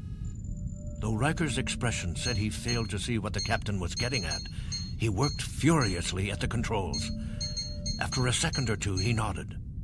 I've got 30% power on the starboard thrusters, 15% on the port thrusters, but it won't be enough to break our inertia. I agree, Number 1, but it may be enough to put us in orbit and hold our distance from the star. For a brief moment, Riker smiled. Then he turned to the monitor again, preparing himself for what was ahead. The captain turned to his android second officer. Mr. Data, calculate the minimum change in our trajectory necessary to avoid the star. A 20-degree turn will allow us to establish a safe orbit around the star. The captain whirled toward the engineering station. Did you hear that, number one? I did, sir. 20 degrees. But even a 20-degree variation would be a prodigious task under these conditions, and if they managed only 19 degrees, there would be nothing left of them but cinders. With that in mind, Picard gave the next order. Port thrusters ahead, full. Starboard, back, full. As Riker bent to his task, the captain glanced at the view screen. The star was terribly close. He could almost feel its fury on his face. Data looked to Picard. Our flight path is changing, sir. 10.7 degrees to starboard. Not enough to clear the photosphere. The captain saw Riker looking up at the intercom grid. Bridge to engineering. Lieutenant Bartell, divert all power from auxiliary relay systems to the maneuvering thrusters. Intent on his monitors, Data nodded approvingly. Our angular deflection is increasing. Now at 15 degrees, 18 degrees. Turn now at 20.1 degrees. Picard looked at the view screen. Would it be enough? And then, as the captain held his breath, the giant view screen image of the star finally shifted to the left, then more, and still more, as the ship managed to turn away from the sun's inferno. Finally, they passed the outer edges of the photosphere, if only just.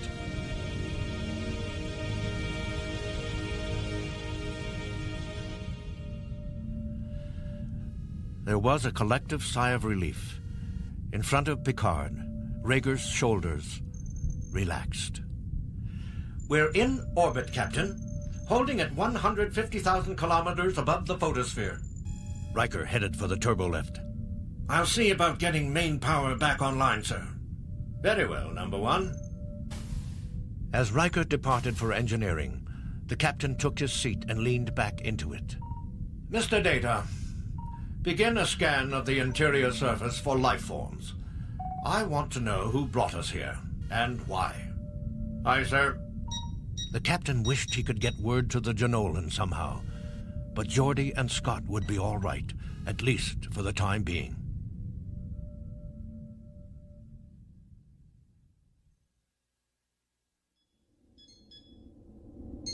It had been a long time since anyone had attempted to use the sensor controls in the ops center of the transport vessel Janolan. All things considered, they were in remarkably good shape. Working alongside Scott, Geordi pushed the ship's scanners to their limits.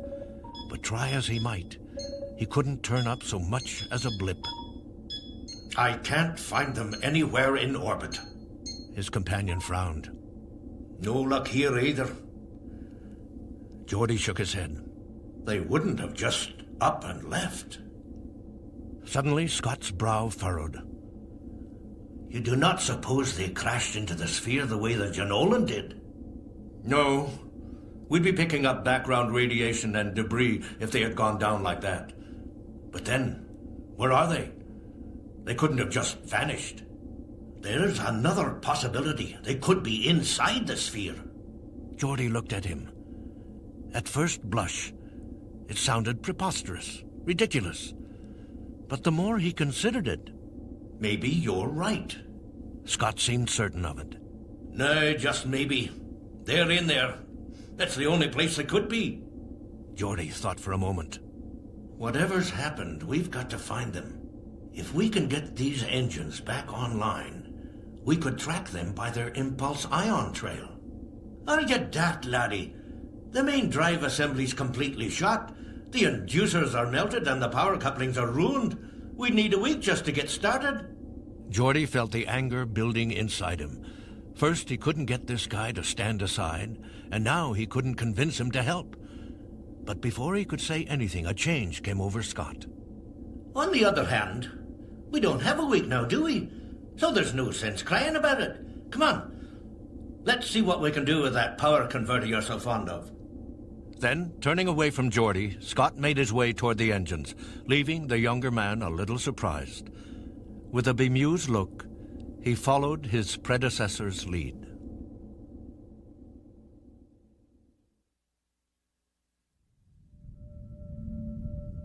Picard sat in his command chair and tried to remain patient as his officers worked all around him.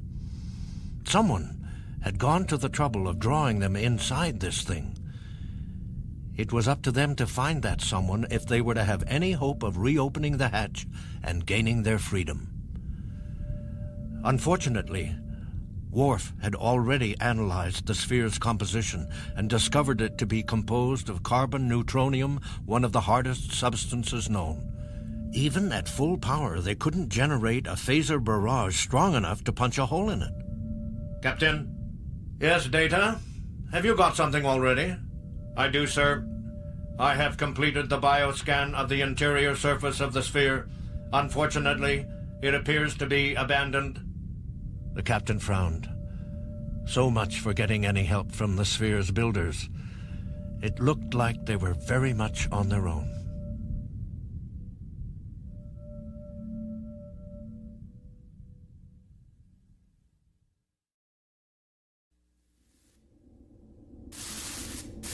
In the op center of the Janolan, Geordi was lying on his back under a control console. Less than a meter away, Scott was in the same position under a neighboring console. It had been hours since Geordi had agreed to help get the Janolan's engine started, but in that time, he and Scott had made more progress than he would have imagined possible. All right, lad. Now shunt the deuterium from the main cryo pump to the auxiliary tank. Geordi poked his head out from under the console. Scotty, the tank won't hold up under that much pressure. Scott poked his head out as well. Where'd you get that idea, laddie? It's in the impulse engine specifications. Scott grinned. Regulation 42/15 alpha. Pressure variances in IRC tank storage. That's right. The older man dismissed it with a wave of his hand. Forget it. Outwrote the bloody thing. A good engineer is always a wee bit conservative, at least on paper. Just bypass the secondary cutoff valve and boost the flow. It'll work. Trust me. Smiling to himself, Geordi got to his feet and made the necessary adjustments on the console's control panel. Okay, I'm shunting the deuterium. A moment passed. 2. If there was going to be a problem in the auxiliary tank, it probably would have manifested itself by now. Looks like you were right. Well, naturally, lad. Crawling out from under his own console, Scott cracked his knuckles and with a bit of a flourish, pressed a few buttons. All right now, if we've done our jobs properly, the engines should be coming back online about now. For a moment, they watched the display and nothing happened. Then, slowly, console by dead console, the remainder of the op center came to life. Geordi checked his levels. The auxiliary tank is still holding. Scott flashed a grin at him and then gestured to the Janolan small command chair. The bridge is yours, Commander. Geordi shook his head. You're the senior officer here. I may be a captain by rank, but I've never wanted to be anything but an engineer. Take the con, Geordi. Geordi found himself admiring the hell out of Captain Montgomery Scott. If you insist. Moving to the command chair, Geordi sat down in it while Scott made his way to the engineering panel. Okay then, let's get going. We've got a starship to track down.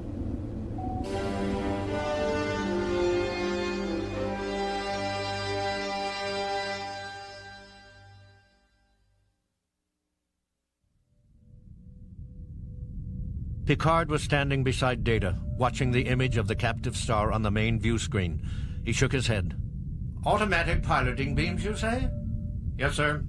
I believe they were designed to guide ships inside the sphere. And they were triggered by our communications attempt? Precisely. Then the resonant frequency of the beams interfered with the integrity of our main power system, temporarily taking the engines offline. That makes sense.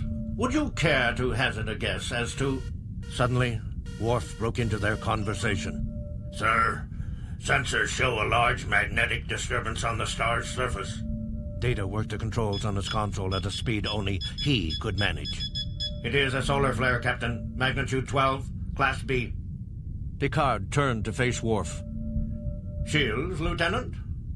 Shields up, sir, but only at 23%. Picard wanted to see what they were up against. Magnify, Lieutenant. Abruptly, the screen showed a huge solar flare reaching out from the star, a flare headed directly toward the Enterprise. The captain felt the muscles in his face drawing tight as Data turned to him. Sir, the star has entered a period of increasing solar flare activity. In 3 hours, our shields will not be sufficient to protect us.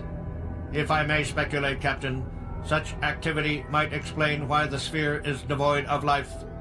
As Data spoke, the flare loomed larger and larger. Someone at one of the aft stations muttered a curse. My sentiments exactly, thought Picard.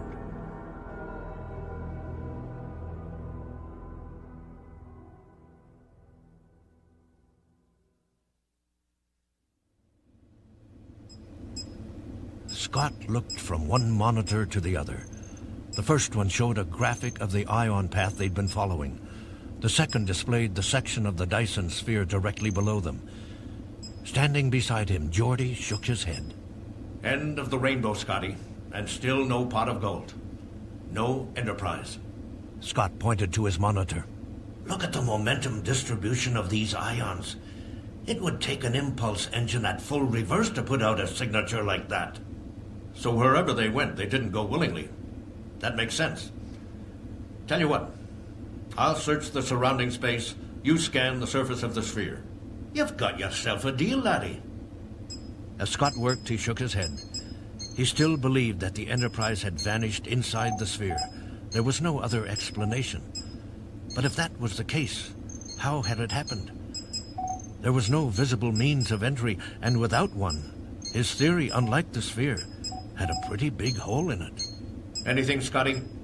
Nothing. Just some low-level radiation and a lot of meteor debris. Suddenly, something caught Scott's eye. Wait a minute. What's this? Homing in on a finite portion of the sphere, he brought up a sensor map. And sure enough, the surface of the thing wasn't as smooth and uninterrupted as it had first appeared. Come here, lad. I've got something here you might want to take a look at. The younger man moved to peer over Scott's shoulder. That circular line, Scotty. It looks like some kind of doorway or an entry hatch. Aye. Now look at this. Working at his control board, Scott imposed the image of the ion trail on the image of the hatch. The trail ended right above the circular line. The two men exchanged a look. I'll bet you 2 bottles of scotch that the Enterprise is inside that sphere and it entered through that hatch. Geordi shook his head. No bet here. The question is, how do we get the door to open for us? A good question, thought Scott. Together they examined the display. And then Geordi pointed to something. Look here. This appears to be some kind of communications array. It looked familiar to Scott. Aye. We found hundreds of them when we did our initial survey 75 years ago. Did you try hailing them? Sure. That was standard procedure in my day. Not that it did us any good. There was never any answer, and shortly after that, the power coils blew up. Geordi tapped his fingers on the side of the console. Hailing is standard procedure today, too. Wait a minute, Scotty. What if these aren't communication arrays? What if they're some kind of remote access terminals, triggered by subspace signals on certain frequencies? Scott felt a trickle of cold sweat run down his spine. Frequencies? Like our standard ship's hail? Exactly, Scotty. When the Enterprise saw this terminal, they probably did the same thing you did 75 years ago. Opened a hailing frequency. Only this time it triggered something that activated this hatch and pulled the ship inside. Scott considered the hypothesis. But why would the Janola not have been pulled inside as well? He answered his own question. Ah, of course. Because it was near a hatch. That's right, it wasn't. But you might have activated a similar mechanism, one designed to shunt an incoming vessel to a hatch. Except maybe the Janolan wasn't big enough or strong enough to survive the shunt, and its power coils bore the brunt of it. A nice bit of reasoning, laddie. Very nice indeed. Geordi smiled, but it faded as he remembered the fix they were in. Let's assume for the moment that we're right. How does that help us help the Enterprise? If we try to open the hatch, we'll be pulled in the same way they were. Aye, lad. That's certainly something to consider. Suddenly, it came to him. Then again, maybe we just need to get our foot in the door. I don't get it. All right then, here it is. You see, we trigger the remote terminal with a subspace transmission. If we're far enough away, say 500,000 kilometers, we'll nae have to worry about being pulled inside. Then, when the hatch starts to close again, wham! We rush in and use the Janolan to jam the thing open until the Enterprise can escape. Geordi looked at him as if the man had gone completely crackers. But Scott was already moving toward his engineering console to put their plan into action. Scotty, that hatch could crush this ship like an egg. Leave it to me, lad. I can increase the shield strength by running warp power through the relay grid. Geordi shook his head. No way. These engines are barely holding together as it is. You push them too hard and they'll explode. Scott shrugged off the possibility. They'll hold, lad. Don't you worry about that. I know how to get a few extra gigawatts out of these wee bairns. Scotty, this is suicide. There's got to be something else we can try. Something less, less crazy. Geordi, me lad, I've spent my whole life figuring out how to make crazy things work. I'm telling you, one engineer to another, I can do this. For a moment, they looked at one another. Scott could almost see Geordi searching his heart for a course of action. Finally, the man in the visor made his decision. All right, let's do it. Grinning from one side of his face to the other, Scotty clapped him on the shoulder. Atta boy, Mr. La Forge. Welcome to the club.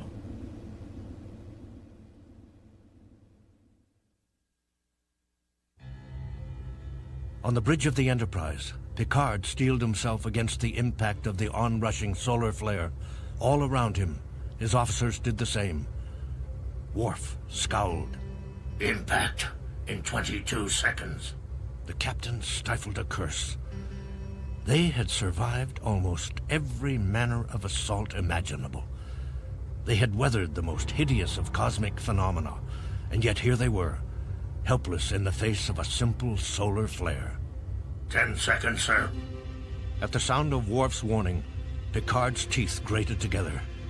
5, 4, 3, 2, 1. As the blossom of flaming plasma exploded against the shields of the Enterprise, the ship was shaken like a leaf in a windstorm. Picard held onto the edge of Data's console, barely keeping his feet. Worf barked out his report. Shields holding, but down another 15%, sir. Damn. Another couple of flares like that one, thought Picard, and they'd be down to no shields at all. It was starting to look as if Data's prognosis, grim as it had sounded, was actually too optimistic. Abruptly, the android turned to him. Sir, helm control has been restored. Impulse power stands at 60%. Picard nodded. At last, some good news. Excellent, Mr. Data. Ensign Rhaegar, take us out of here at half impulse. Double our distance from the star. Aye, sir. 300,000 kilometers. They'd reached their destination in seconds, and at that distance, the captain judged, they would be reasonably safe from the flares, even with their shields impaired. He descended to Data's side. Now, all we need is a way out of here. Data looked up at him. I could conduct a search for another hatch or portal that might still be open. However, the interior surface area of the sphere is more than 10 to the 16th power square kilometers. It would take 7 hours to completely scan the surface. The ship shook again, though not as badly as before. Apparently, they were still in range of the flares. Picard glanced at the android meaningfully. Data nodded. I will endeavor to speed up the process, sir.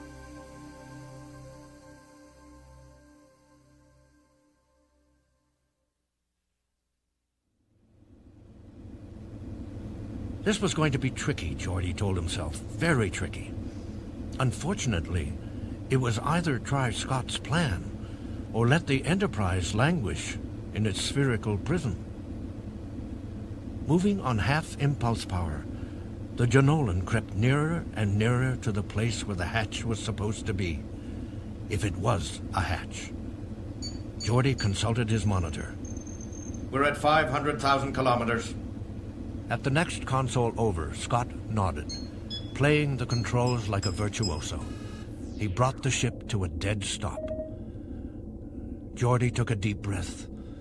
Then, with utmost concentration, he made the necessary preparations for their gamble. How are the engines? Engines are ready, lad. The younger man looked at him, cool as a walk in the ether.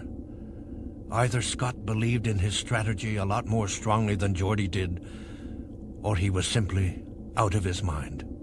Okay, Mr. Scott. Keep your fingers crossed. Here we go. Open a hailing frequency.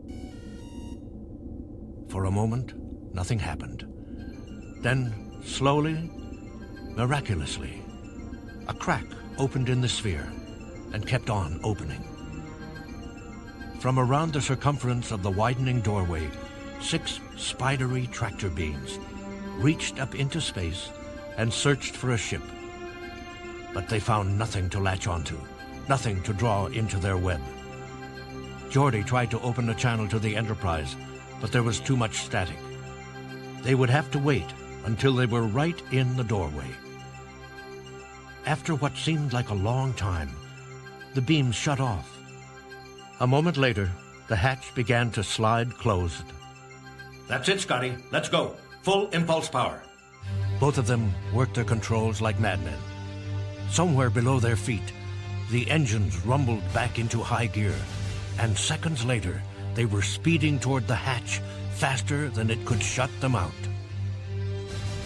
As the opening diminished, they maneuvered the Janolan into the middle of it and then stopped. Geordi had time to glance at his partner in this mad venture. Scott was smiling. Actually smiling. Any second now, laddie. Any second. Suddenly, the ship shuddered.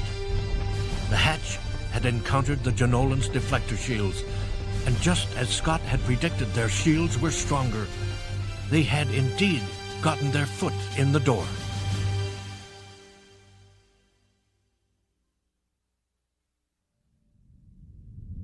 Worf hadn't been paying close attention to the communications monitor on his tactical board, so when the screen lit up to indicate an incoming message, it was something of a surprise. In fact, the Klingon could barely believe what his monitor was telling him. Captain Picard, there is an incoming audio message. It's Commander La Forge, sir. La Forge? By all means, Lieutenant, put him through. A moment later, Geordi's voice sang out on the tension-filled bridge. This is La Forge. Do you read me, Enterprise? We read you, Commander. Go ahead, Geordi. Geordi hung onto one of the engineering consoles in the Janolan. The ship was shaking like crazy, its shields threatening to buckle on them, its overworked engines roaring to beat the band, despite Scotty's best efforts. Captain, we're using the Janolan to hold open the hatch at the entrance to the sphere. What? Did I hear you correctly, Commander? Geordi nodded, even though the captain couldn't see him. You did, sir, but our shields won't stand the pressure much longer. Understood. Ensign Rhaegar, set a course. Suddenly, one of the panels in the ops center exploded, bathing both Geordi and Scott in a rain of white-hot sparks. Before the younger man knew it, Scott was rushing over to check the damage. Damn! The plasma intercooler's gone. She's overheating. Working at his console to contain the problem, Geordi muttered a curse of his own. I've lost helm control. La Forge to Enterprise. Geordi, are you all right? I've been better, sir. A second panel blew, and then a third. Both of them burst into flames. Mr. La Forge, what's your status? Another explosion, louder than the first three. They were losing the battle, and on the verge of losing the war. Lousy, Captain. We won't be able to move the Janolan out of the way when you arrive. What are you saying? Picard's voice was breaking up now. Even the communication system was going to pieces. Gagging on the smoke that was filling the ops center at an alarming rate, Geordi managed to get out an answer. What I'm saying is this. You're going to have to destroy the Janolan in order to get out of there.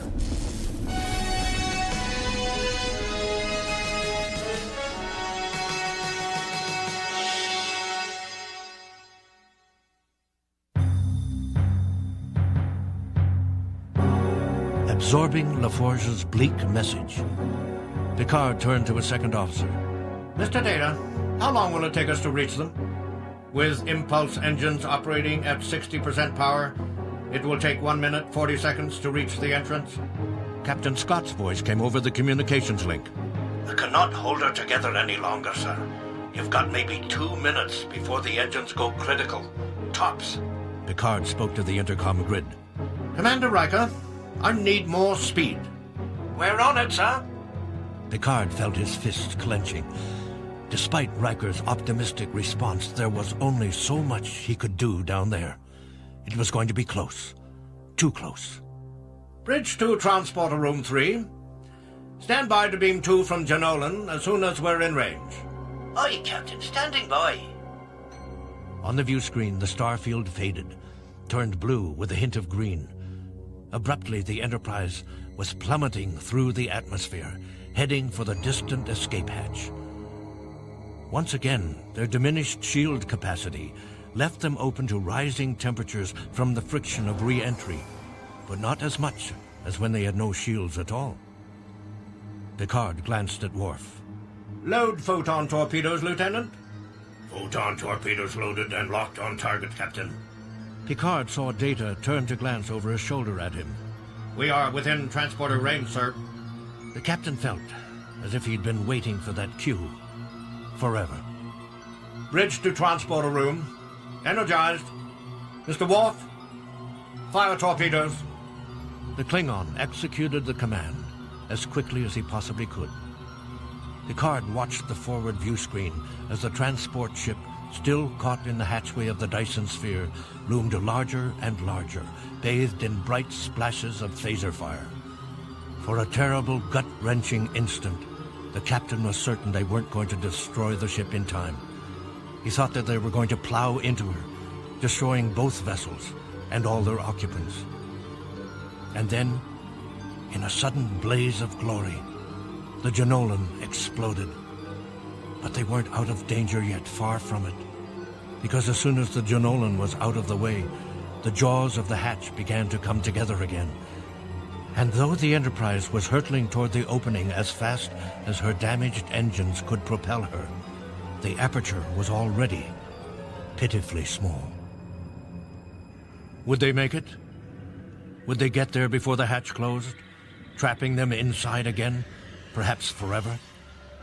Picard's eyes narrowed as he watched their window of opportunity dwindle. Helm. Rail to port. 90 degrees. The image on the view screen rotated 90 degrees in the opposite direction. The captain's estimate had been a good one. They were now in a position to slip through the ever-narrowing egress.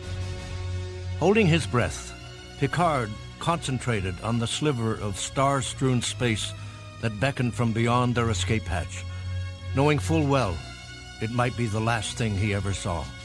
And then suddenly the splinter of an opening was gone, replaced by the familiar sight of the sprawling universe in all its star-pricked glory.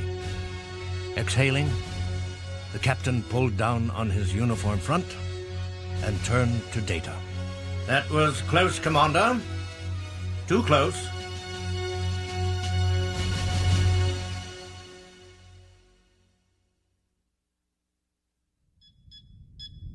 Transporter Chief O'Brien labored at his controls.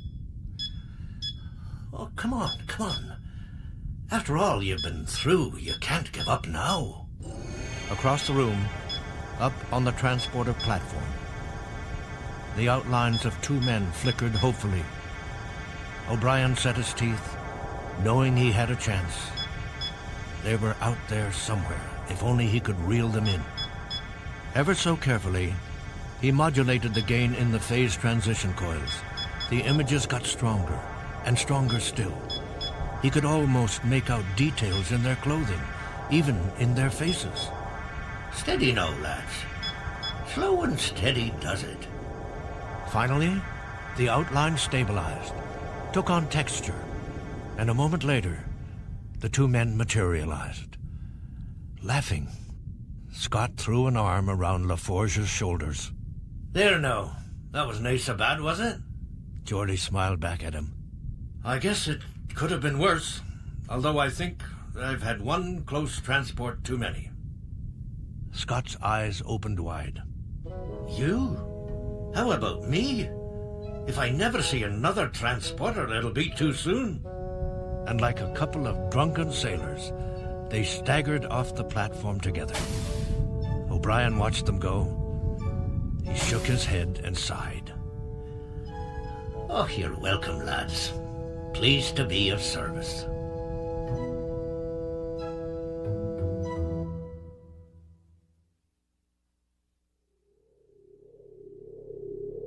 Geordi grinned as the turbolift compartment echoed with Scott's enthusiasm. But how did you do it, the captain asked me. And I tell him, sir, I just had the cleanup detail pile every last one of these wee beasties onto the transporter platform. And he looks at me, sort of horrified, sort of the way you're looking now, lad, and says, "But Scotty, you didn't just transport them out into space, did you?" So, I put on an offended expression, and I say, "I'm a kind-hearted man, sir. I gave them a good home." And the captain says, "Where's Scotty? Spit it out now." And I tell him that I gave the beasties to the Klingons. Just before they went into warp, I transported the whole kit and caboodle into their engine room as a wee parting gift. The younger man shook his head. You didn't. May I be struck by lightning if I changed a single word of it? The turbo lift doors opened and Geordi ushered him out. All right. Now I've got one for you. As they started down the corridor, he related in broad strokes, of course, the most preposterous story he could think of. It felt good to be telling Scotty a tall tale instead of the other way around. Oh, come on now, lad. You're pulling an old man's leg. No, really. This alien space baby, which was about the size of a 4-story building, really thought the Enterprise was its mother. It was suckling power directly from the ship's fusion reactors. So what did you do? You didn't tell me. You changed the power frequency and soured the milk. That's right. How did you know? Scotty shrugged. Great minds think alike. They laughed at that. But just seconds later, Scott's smile seemed to fade a bit. Enjoy these times, Geordi. You're the chief engineer of a starship. It's a time of your life that'll never come again. And once it's gone for good. Not that retirement is so bad, mind you, but I hear the Norpan colony is very quiet this time of year. Geordi stopped in front of the shuttle bay doors. Scotty stopped too, a little surprised. I thought you were going to buy me a drink and 10 forward. Didn't you tell me you're withdrawing your offer? Maybe, but only in favor of a better one. As the door slid aside, Geordi led the way into the shuttle bay. Consumed with curiosity, Scott followed. He wasn't disappointed either, not a single bit. Picard, Riker, Worf, Dr. Crusher, Troy, and Data were all standing beside a large, gleaming shuttlecraft. The vehicle's space door was open. Stunned, Scott looked it over, then glanced back at his friends. Does this mean what I think it means? You're going to give me one of your shuttles? Picard smiled warmly. Call it, an extended loan. Since you lost your ship while saving ours, it seemed only fair to supply you with another one. Geordi leaned closer to his fellow engineer. It's a bit slow, but it'll get you to the Norpan colony, if that's where you really want to go. Scott considered the ship, and very slowly a change came over his features. He seemed different, rejuvenated, Geordi thought. Lad, the Norpan colony is where old men go to retire. Maybe I'll end up there someday, but nay, just yet. There's still a lot I want to see. In fact, perhaps I'd best be off. You know, before I get a chance to think twice about it. Crusher looked at him, obviously disappointed. So soon? Aye, lass. And dinna be telling me I need to stay and rest up. Any more of this sort of rest and they'll be carrying me out on a stretcher. Though you're still the prettiest physician I ever saw. A flurry of goodbyes followed. When it was all over, Scotty took La Forge's arm and escorted him out of earshot. They're a good crew, Geordi, and she's a fine ship, this Enterprise. A credit to her name. But I've always found that a ship is only as good as the engineer who takes care of her. And from what I can see, she could not be in better hands. Geordi clapped Scott on the shoulder. Better get a move on. Scotty nodded. Aye, lad. Right you are.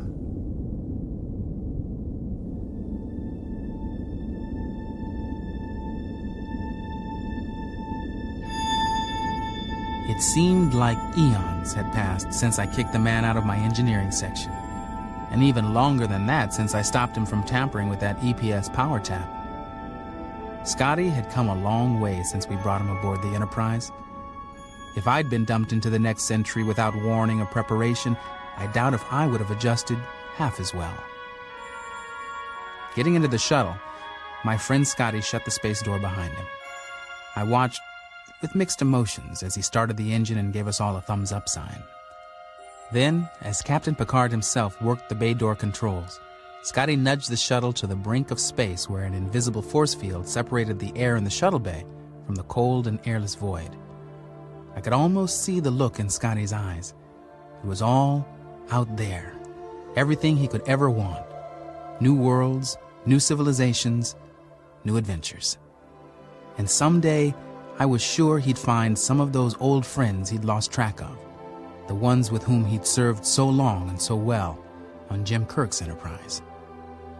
Of course, there was danger and uncertainty and disappointment out there too, but that came with the territory, didn't it? And who knew that territory better than Captain Montgomery Scott? Moments later, the shuttle took off into the star-pricked expanse of space. It got smaller and smaller as it gradually pulled away from us, finally banking and setting a course for only its pilot knew where. But I was happy, very happy for my friend Scotty. Captain Picard was right, I thought. Men need a sense of purpose in their lives, a sense of going somewhere, a sense of moving forward. And once again, Scotty had that sense of purpose. He'd been through his share of tribulations since we pulled him out of that transporter loop on the Jenolan. He'd had to make some pretty big adjustments. But in the long run, I had a feeling Scotty was going to like the 24th century.